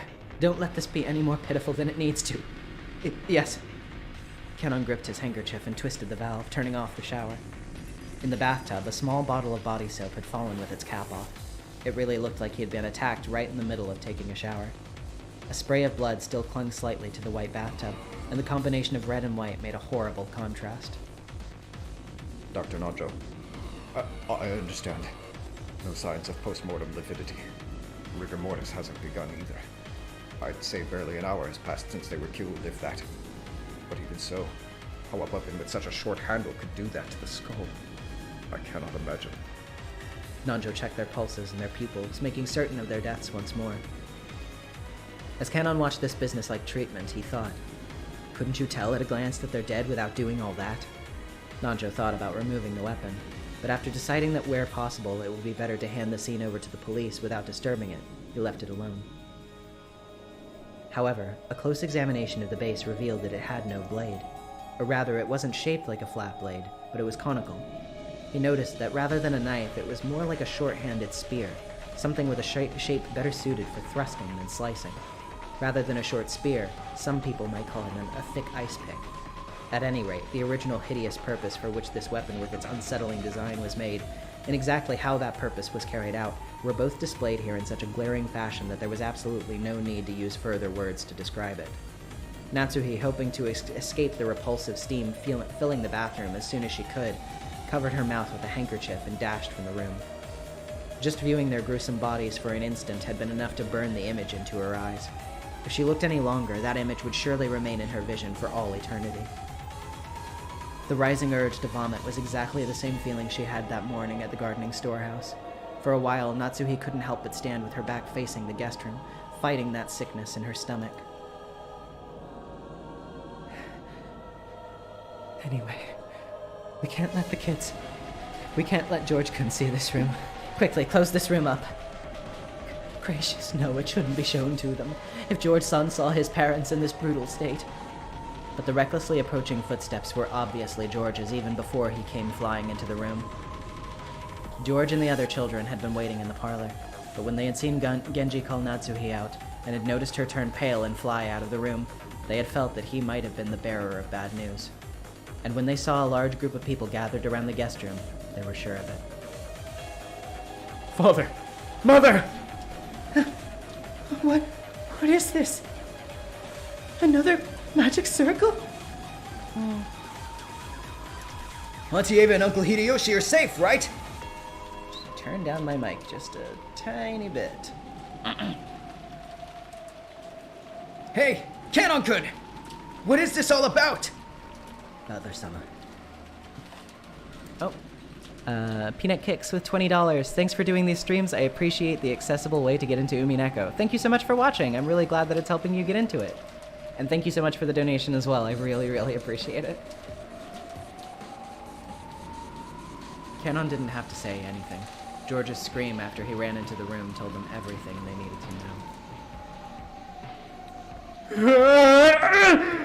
to know. Who did this? I'll kill you. I'll kill you!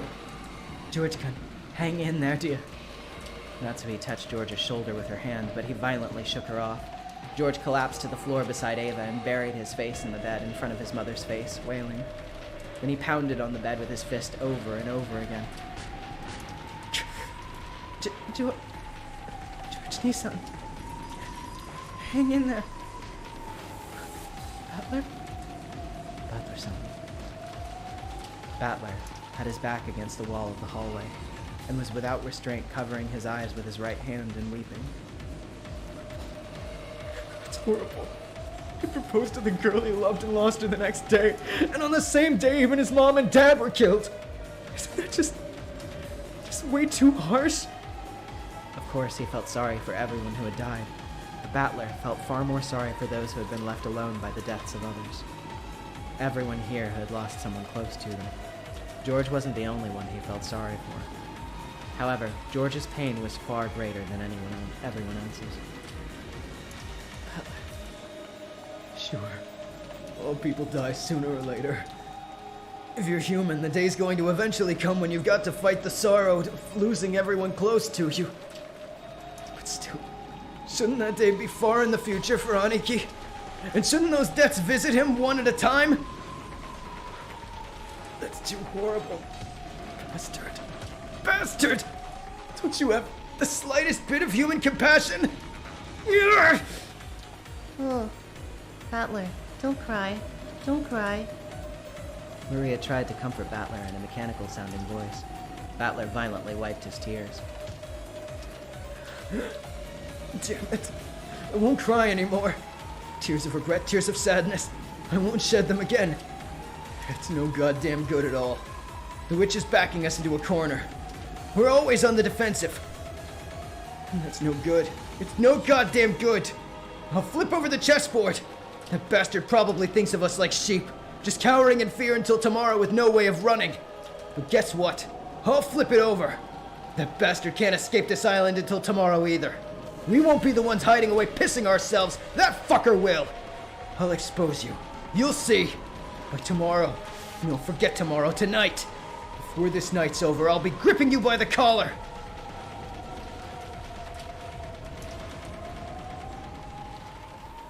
Holy crap! Abaddon gifted 10 memberships. Holy crap, thank you so much. That's so generous of you. Damn. Thank you. Thank you. That's great. Oh my gosh.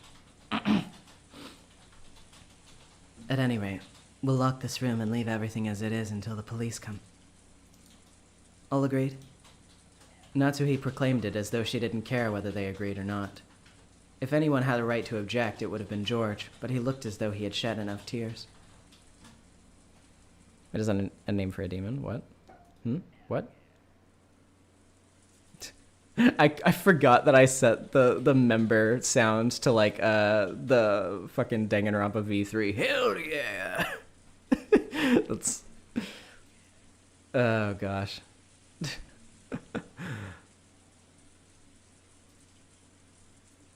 Maybe I should wait a second for them to finish.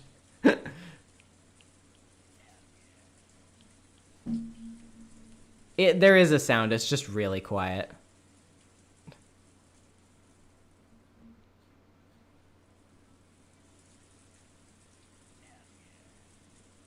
We're almost there. We've got like 1, 2, 3, 4, 5 left. Well, I guess I can just keep going since it's so quiet anyway.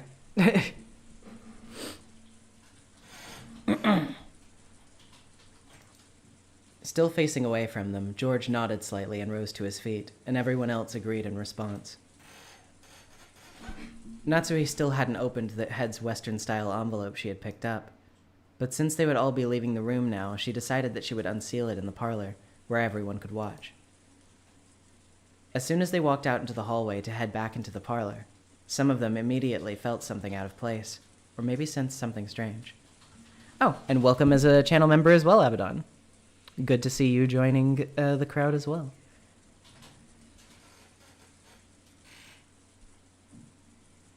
The hell yeah of the memberships after witnessing that scene. Yeah, the dissonance is very funny.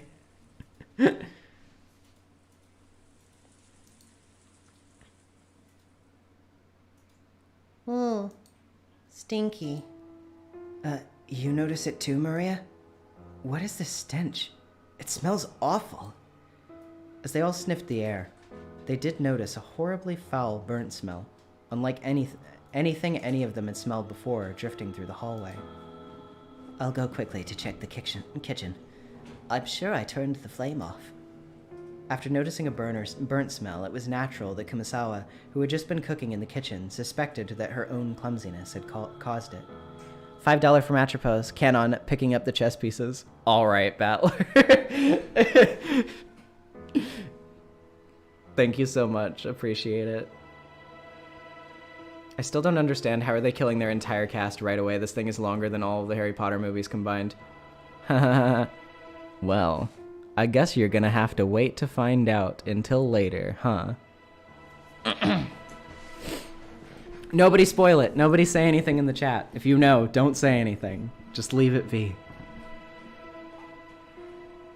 After noticing a burnt smell, it was natural. Okay, I already read that. Kumasawa hastily dashed away. Kanon, go with Kumasawa.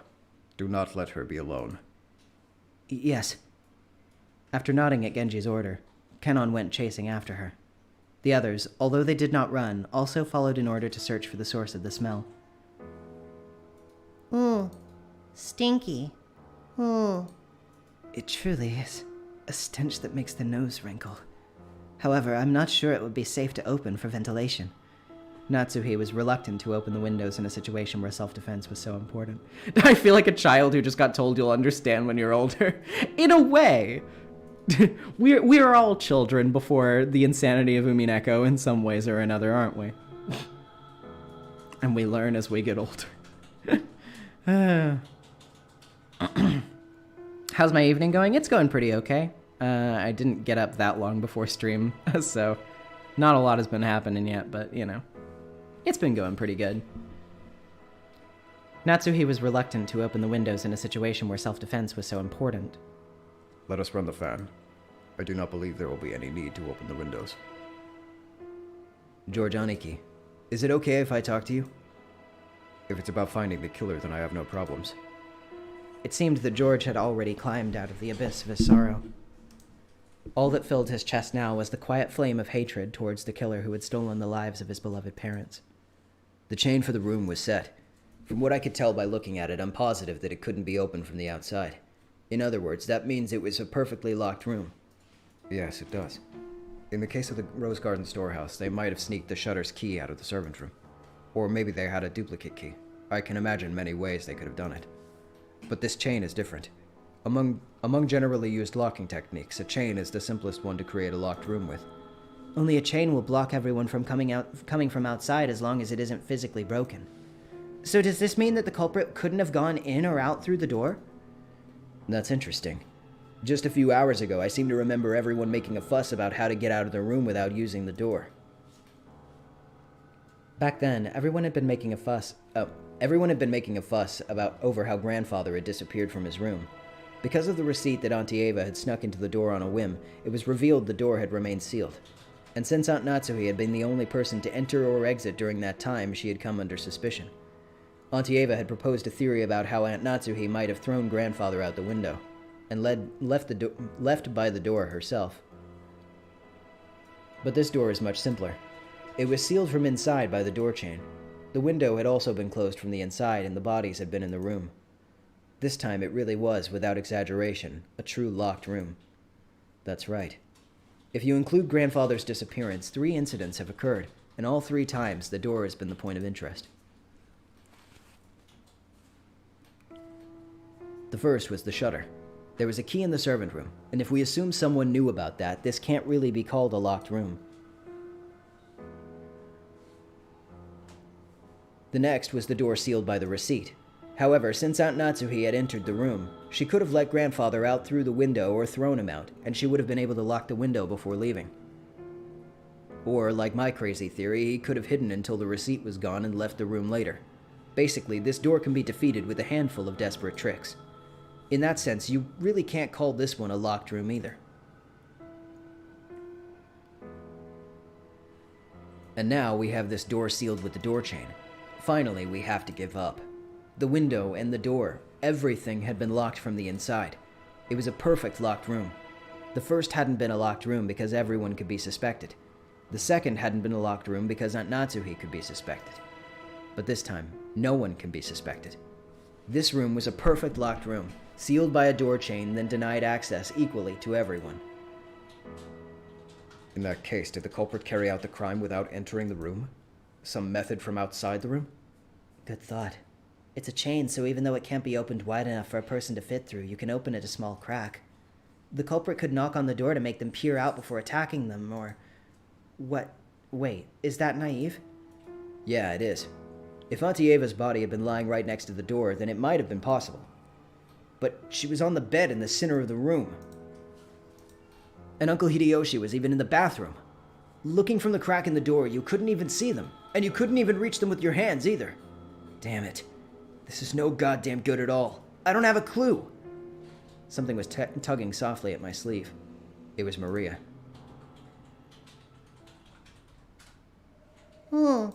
Satisfied? What do you mean, satisfied? Battler, since you didn't want to doubt any of your relatives, you made a wish, saying that you wanted the culprit to be Beatrice, right? Well, Beatrice granted your wish. Just as you said, she did it in a way that no human could, to make you believe in the witch. Yet, you're being stubborn.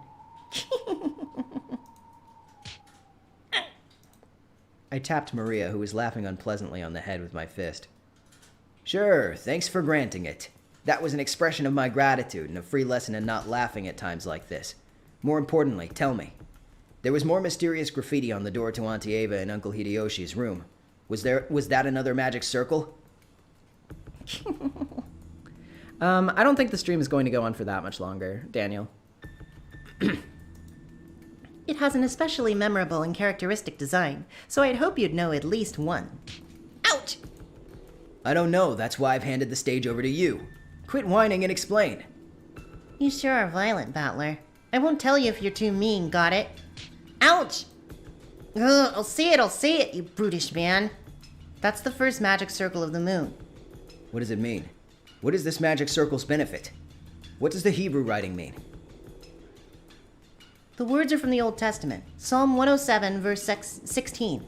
For he has broken the gates of brass and cut through the bars of iron. This magic circle has 2 effects.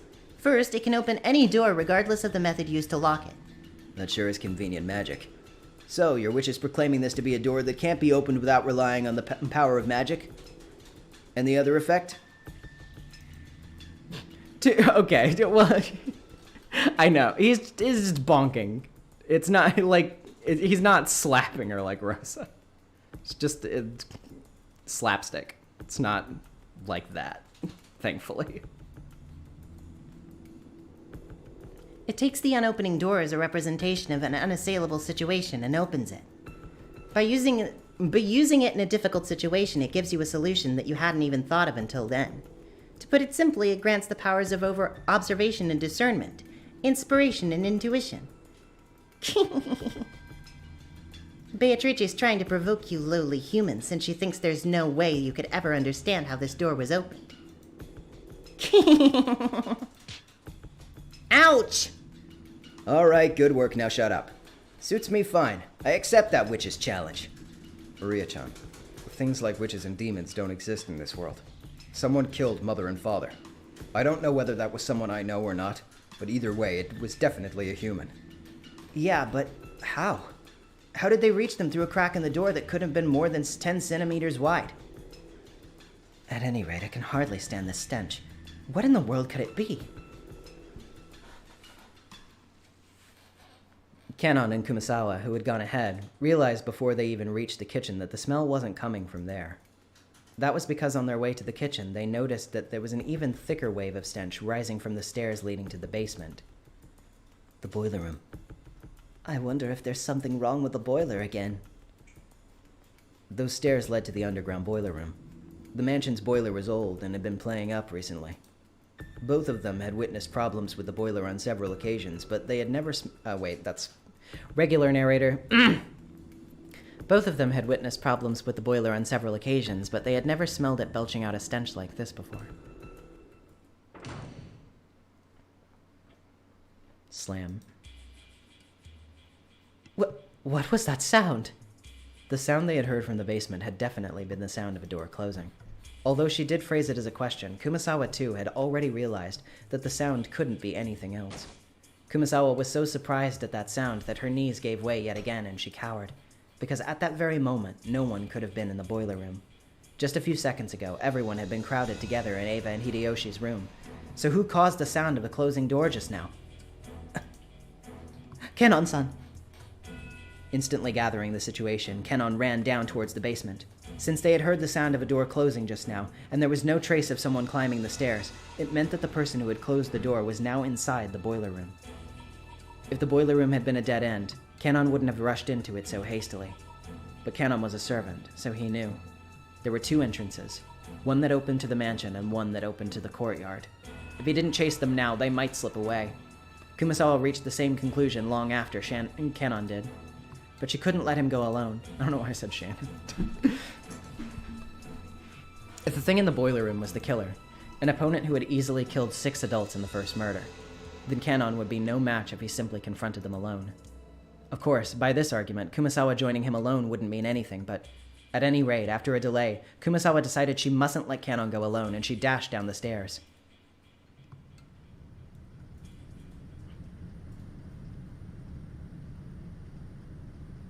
At that time, Kenon was already in the boiler room. The boiler room's characteristically damp heat tormented him. It had been an unpleasantly smelly and hot place. And on top of that, the room was full of that horrible stench, which made Kenon feel like he was going to be sick. There was no doubt that this room was the origin. In that case, Kenon should have been searching for where the smell was coming from. However, Kenon kept gazing straight forward as he grabbed a hatchet from a tool shelf just off to the side of the door. He hadn't stretched out his hand because he'd wanted a hatchet. He had wanted to grab a weapon, any weapon. Why? Kenon gazed into the darkness where the naked light bulb couldn't pierce. Then, he answered. In roulette, you bet on a number with the colors red and black, vying for a payoff. However, low-risk bets like red or black only offer a similarly low payoff. The words coming from Kenon's mouth were swallowed up by the darkness. That darkness suddenly started to swirl, glittering.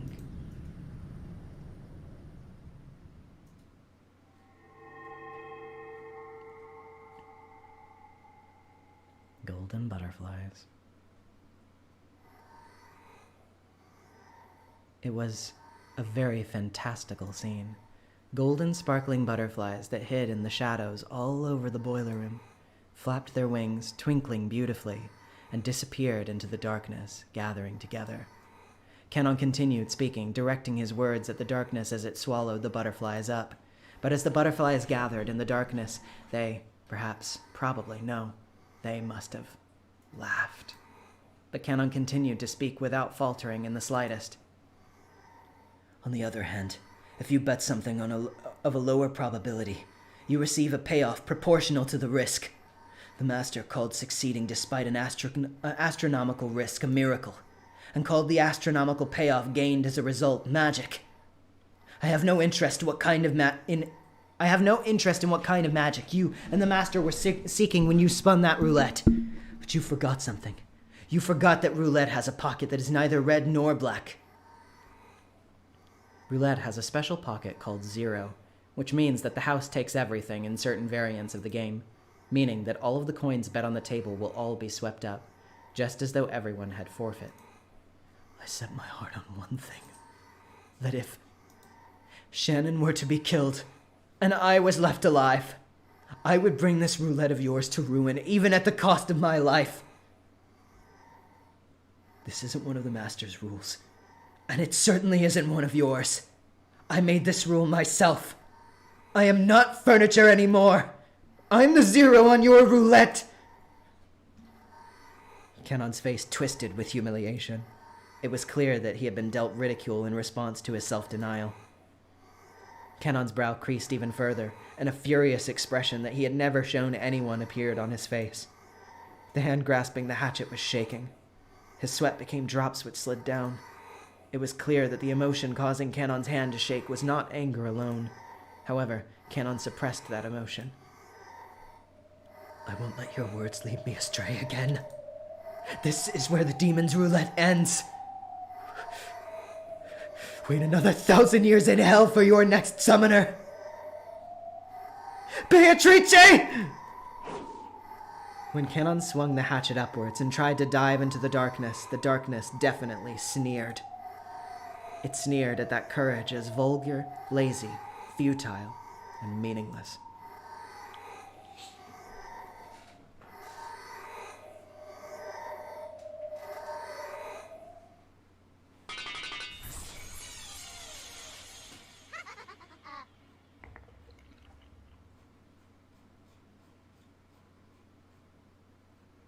Canon, his hatchet still held aloft, couldn't take another step after that. With a clang, the hatchet that Canon had been grasping fell and rolled onto the floor. And following that, with a pair of thuds, Canon's knees hit left and right. That hand, which looked like it was trying to catch the sky now that the hatchet had been dropped, gradually lowered and rested on his chest. Then, the other hand did the same.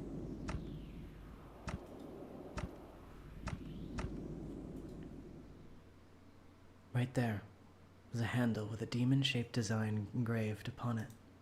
The same type of weapon that had been stabbed into Ava and Hideyoshi's foreheads was in Canon's chest.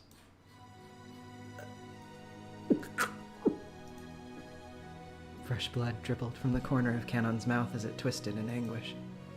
It was makeup too powerful for Canon's white skin.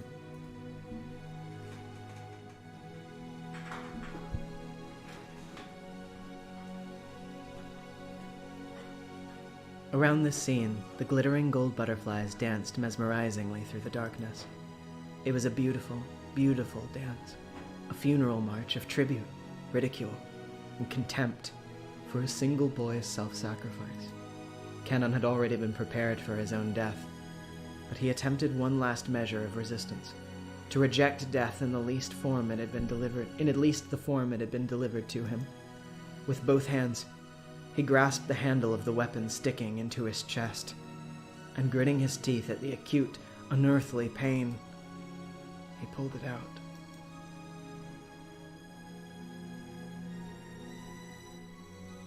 For only a moment, a bright red spray gushed out. It made an unpleasant bloop sound. It probably resembled the sound of Canon's soul as it was sucked into the swamp of the dead.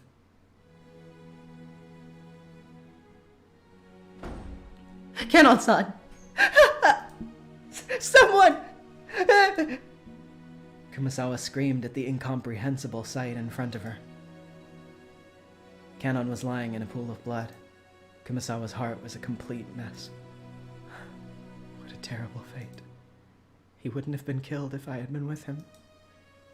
What incredible fortune. If I had been with him, I might have been killed too. As she screamed, her expression was filled with complete confusion, and all of the muscles of her face were pulled up, almost as though she was smiling while crying. No one could have made fun of an expression such as this. What is it, Kumasawa?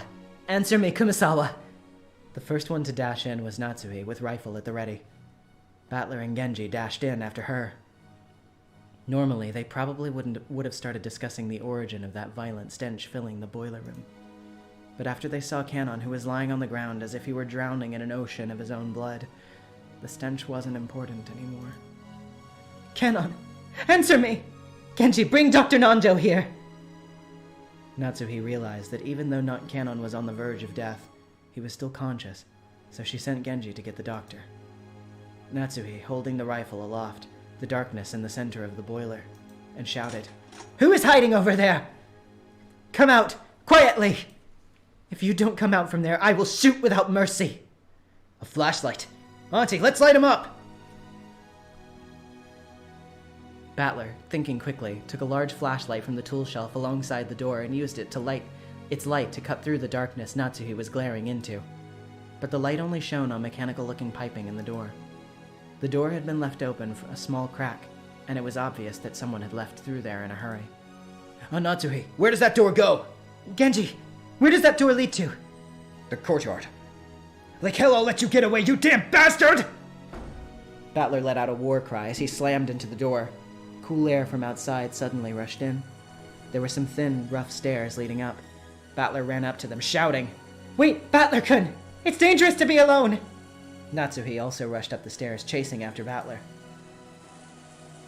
I don't know if his profile's updated yet. Let me look real quick. No, yeah, Kanon's profile has not updated yet. I will check it when it updates. At the top was the courtyard. The courtyard of the mansion had been built strictly for lighting purposes, so it wasn't a very elegant place. Because it was surrounded on all sides, the air was calm and completely undisturbed, even though they could hear the sound of strong winds. There was only a gentle, sorrowful rain. Through the cold, scattered raindrops, Battler dashed up the stairs and into the courtyard where he looked in every direction. Of course, the odds of him finding a suspicious silhouette just standing around nonchalantly were pretty much zero. Battler turned around, looking in all directions. He turned again and again. He kept spinning until he almost lost his sense of direction. He prayed that he would see the culprit somewhere in the scenery, but there was no chance. All he saw as he spun was more and more of the mansion's heartless walls and windows. Furthermore, there were two entrances into the mansion from the courtyard, and neither of them were locked. Because the courtyard couldn't be entered from outside the mansion, the doors had been built without locks. He couldn't tell which one they had left through. He had to give up. Battler pounded the walls with his fists, swearing, "Battler-kun, you mustn't run ahead by yourself." Battler-kun. Battler put his head against the wall and scratched at it with his fingernails as he cried. Shit! Auntie Ava and Uncle Hideyoshi. And now Kanon-kun too? You killed 6 whole people! And that wasn't enough, so you killed 3 more? Fuck you! Fuck you! Auntie Ava and Uncle Hideyoshi were always fun and kind to us. I just met Kanon-kun yesterday, but I'm sure I'd have gotten along fine with him. Why did you kill them? Why? Why? When people die, they don't come back to life again, you know? They aren't gonna quickly sprout up again like bamboo shoots! Why would you kill them? Why? Why?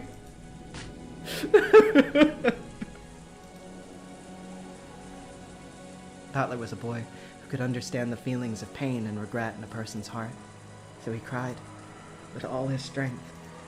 Natsuhi, who had always thought of Battler as a strong person, was a little surprised to find that he had this delicate side, and at the same time understood how easily hurt the heart of a young person could be.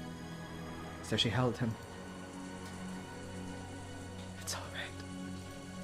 I will definitely protect you, Georgika, Maria-chan, and Jessica, as a mother, and as the representative of the Yoshiramiya family.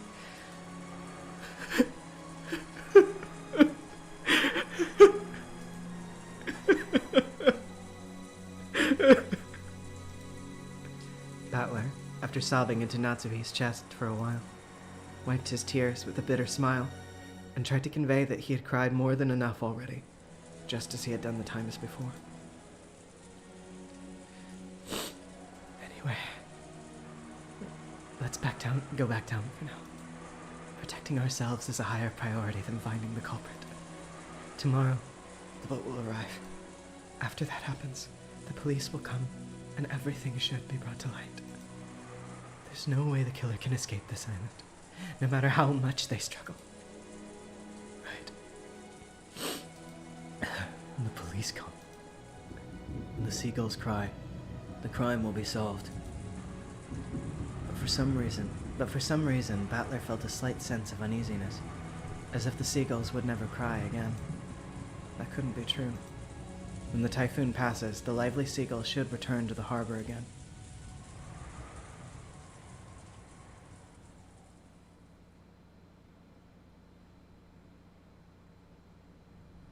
I returned to the boiler room along with Aunt Natsuhi and told the room weekly that we hadn't found anything. They told me that Dr. Nanjo and George Aniki had carried Kanon-kun to the servant room. The servant room had a first aid kit and a sink and could apparently function as a nurse's office. Kumasawa-san and Jessica-san. Jessica had accompanied them. Stains from Kanon-kun's blood remained on the floor. Judging by the large amount of blood lost and the ruthless shape of the weapon that had fallen unceremoniously to the ground, I figured that Dr. Nanjo's treatment would probably end in vain. That weapon was doubtlessly the same type that had been stuck in Auntie Eva and Uncle Hideyoshi's foreheads. But wait, isn't the demonic design on the handle a little different? There seemed to be some small differences in that part. Still, as far as their overall shape was concerned, the weapons were all of the same type. Though it had seemed brutal, we'd left the weapon stuck into Auntie Eva and Uncle Hideyoshi to preserve the crime scene, so this was the first time I was able to have a perfect view of the entire weapon. Indeed, the weapon was not bladed like a knife, but shaped like an ice pick, or rather a thin stake. And also, it had a spiral-shaped design, sort of like a drill. To use a disturbing analogy, it looked like something that might be driven into the hearts of human sacrifices in some demonic ritual. Including the handle, it was about 25 centimeters long. Half of that was the stake-shaped part, which was stained with deep red blood. The length of the blood-stained part made it clear just how deeply it must have penetrated into Kanon-kun's chest. But Aunt Natsuhi and the rest were not even looking at the weapon, instead standing in front of the incinerator where that horrible stench was emanating from. They had probably just pulled that out of the furnace, where it must have been burning. It was still smoldering and kept sending out dense waves of that awfully unpleasant smell. Genji-san and Maria were staring down at it. Aunt Natsuhi probably couldn't stand to look at it. She kept shaking her head, her back to it. I thought that after everything that had happened, nothing could surprise me anymore, but this was... I stood there for a while, moaning with a rising urge to vomit. The true nature of that unearthly stench was the charred smell from within the incinerator, of a burning corpse. The clothes, the surface of the body, and the hair were all hideously burned. The grotesque corpse was in a state where not the face, nor the age, nor even the gender could be guessed at. But when I thought about it calmly, I realized that a corpse appearing at this time could only be one person. Grandfather, who had disappeared that morning and whose whereabouts had been unknown. I believe it is most likely the master. I agree that he would pass on in such a state. How heart-rending. But is there any proof that this corpse really is Grandfather? It's burnt so black you can't even tell what sex it is. Battler-kun, look at the feet. Why the hell would I look at the feet? Oh my god, Aunt Natsuhi, that's so weird, stop it. Aunt Natsuhi, with her handkerchief over her mouth and her eyes averted, pointed and told me to look at the burnt corpse's feet. The toes on both feet. Look closely. Huh? You're right.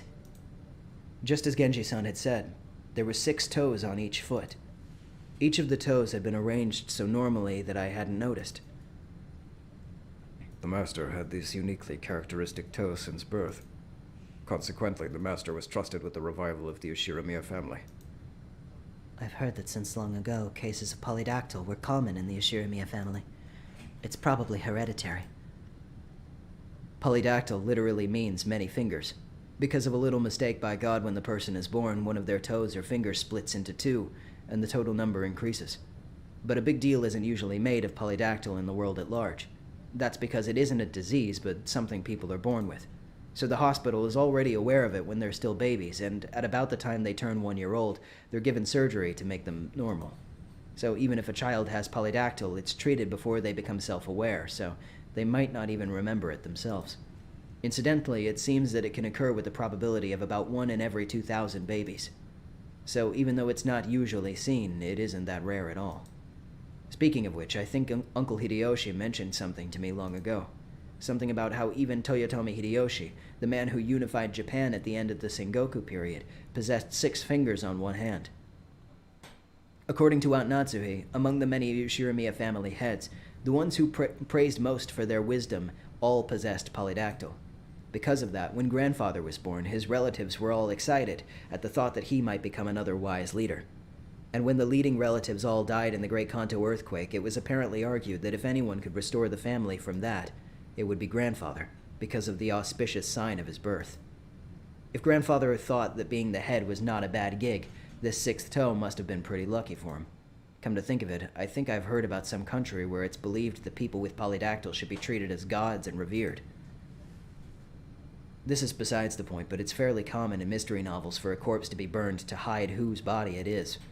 But it looked like in grandfather's case, just being toasted wasn't enough to hide the proof of his identity. And grandfather's body was not simply burned.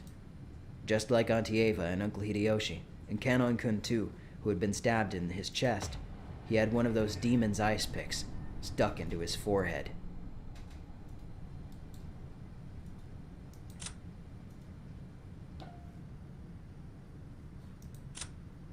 Ushiromiya Kinzo, burned in the incinerator with a weapon resembling an ice pick having been rammed into his forehead.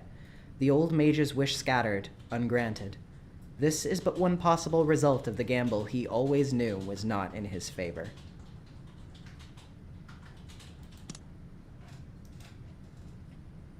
The head's ring is not on his finger. So everything is as the letter last night said. Father would probably be horribly disappointed. Aunt Natsuhi let her head droop and closed her eyes tightly.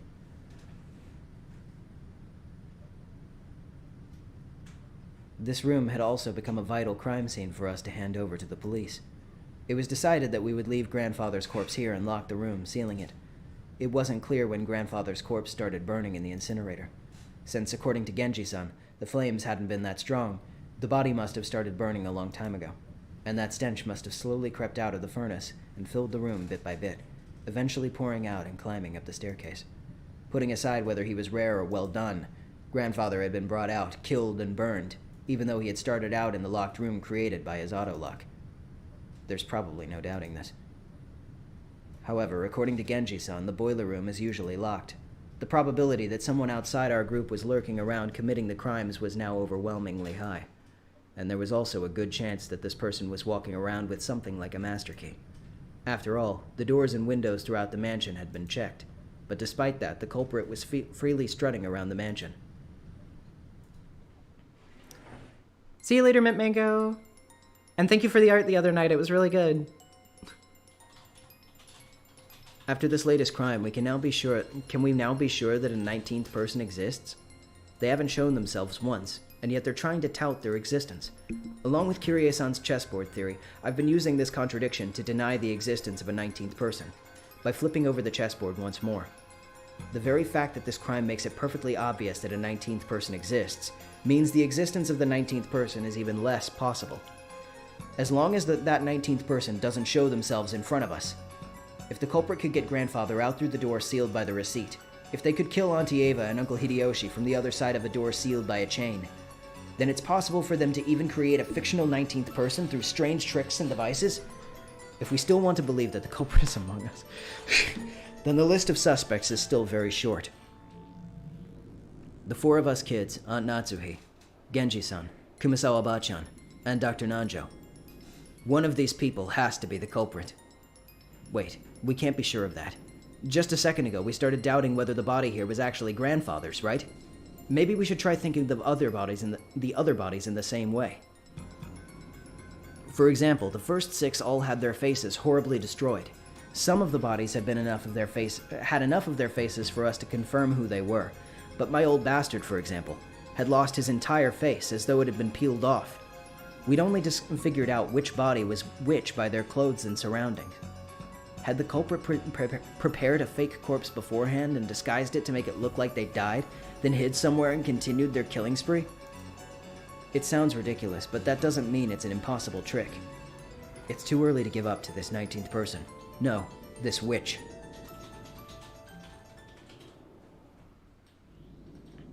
Maria-chan, you mustn't stare so fixedly anymore. Come on, Battler-kun too. I'm worried about Kanon's condition, and I don't want to stay in a place like this any longer than I have to. Let's go back. Oh. Maria hadn't gone out with everyone else, but had remained in the boiler room. The thing she was staring fixedly at was probably not grandfather's body, but the demon's ice pick that was sticking out of his forehead. No doubt an irresistible item for the obsessed. I rapped her on the head. Hey, Maria, what's Beatrice after? Is it all of our lives?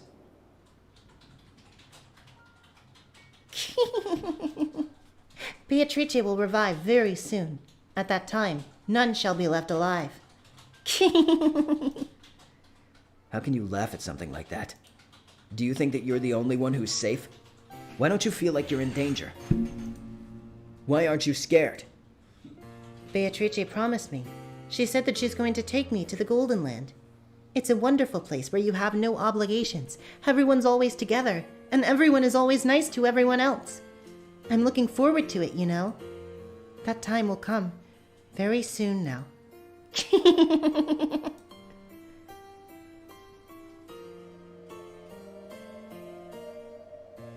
Just what kind of person is Maria? I only know what Maria was like 6 years ago, when she was 3. She had been pure and obedient, a good kid.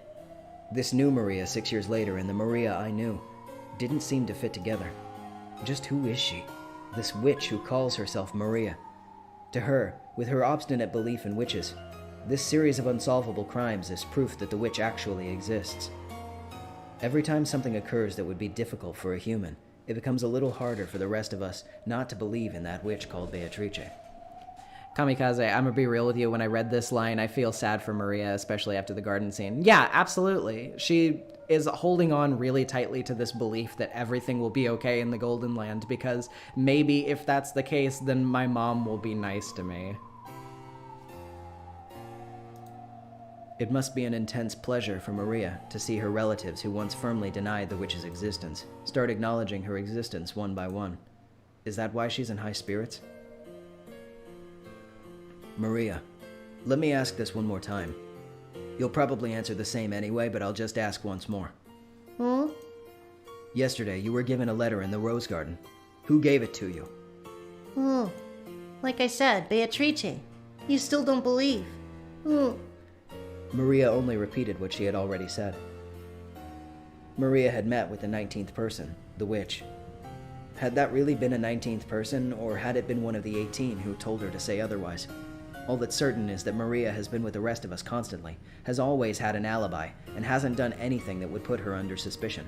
She's simply overjoyed at being made Beatrice's messenger, and certainly is not our 19th person. I think. That's right. I wonder what's written in the letter that we picked up in Auntie Eva and Uncle Hideyoshi's room. Aunt Natsuhi should still have it with her.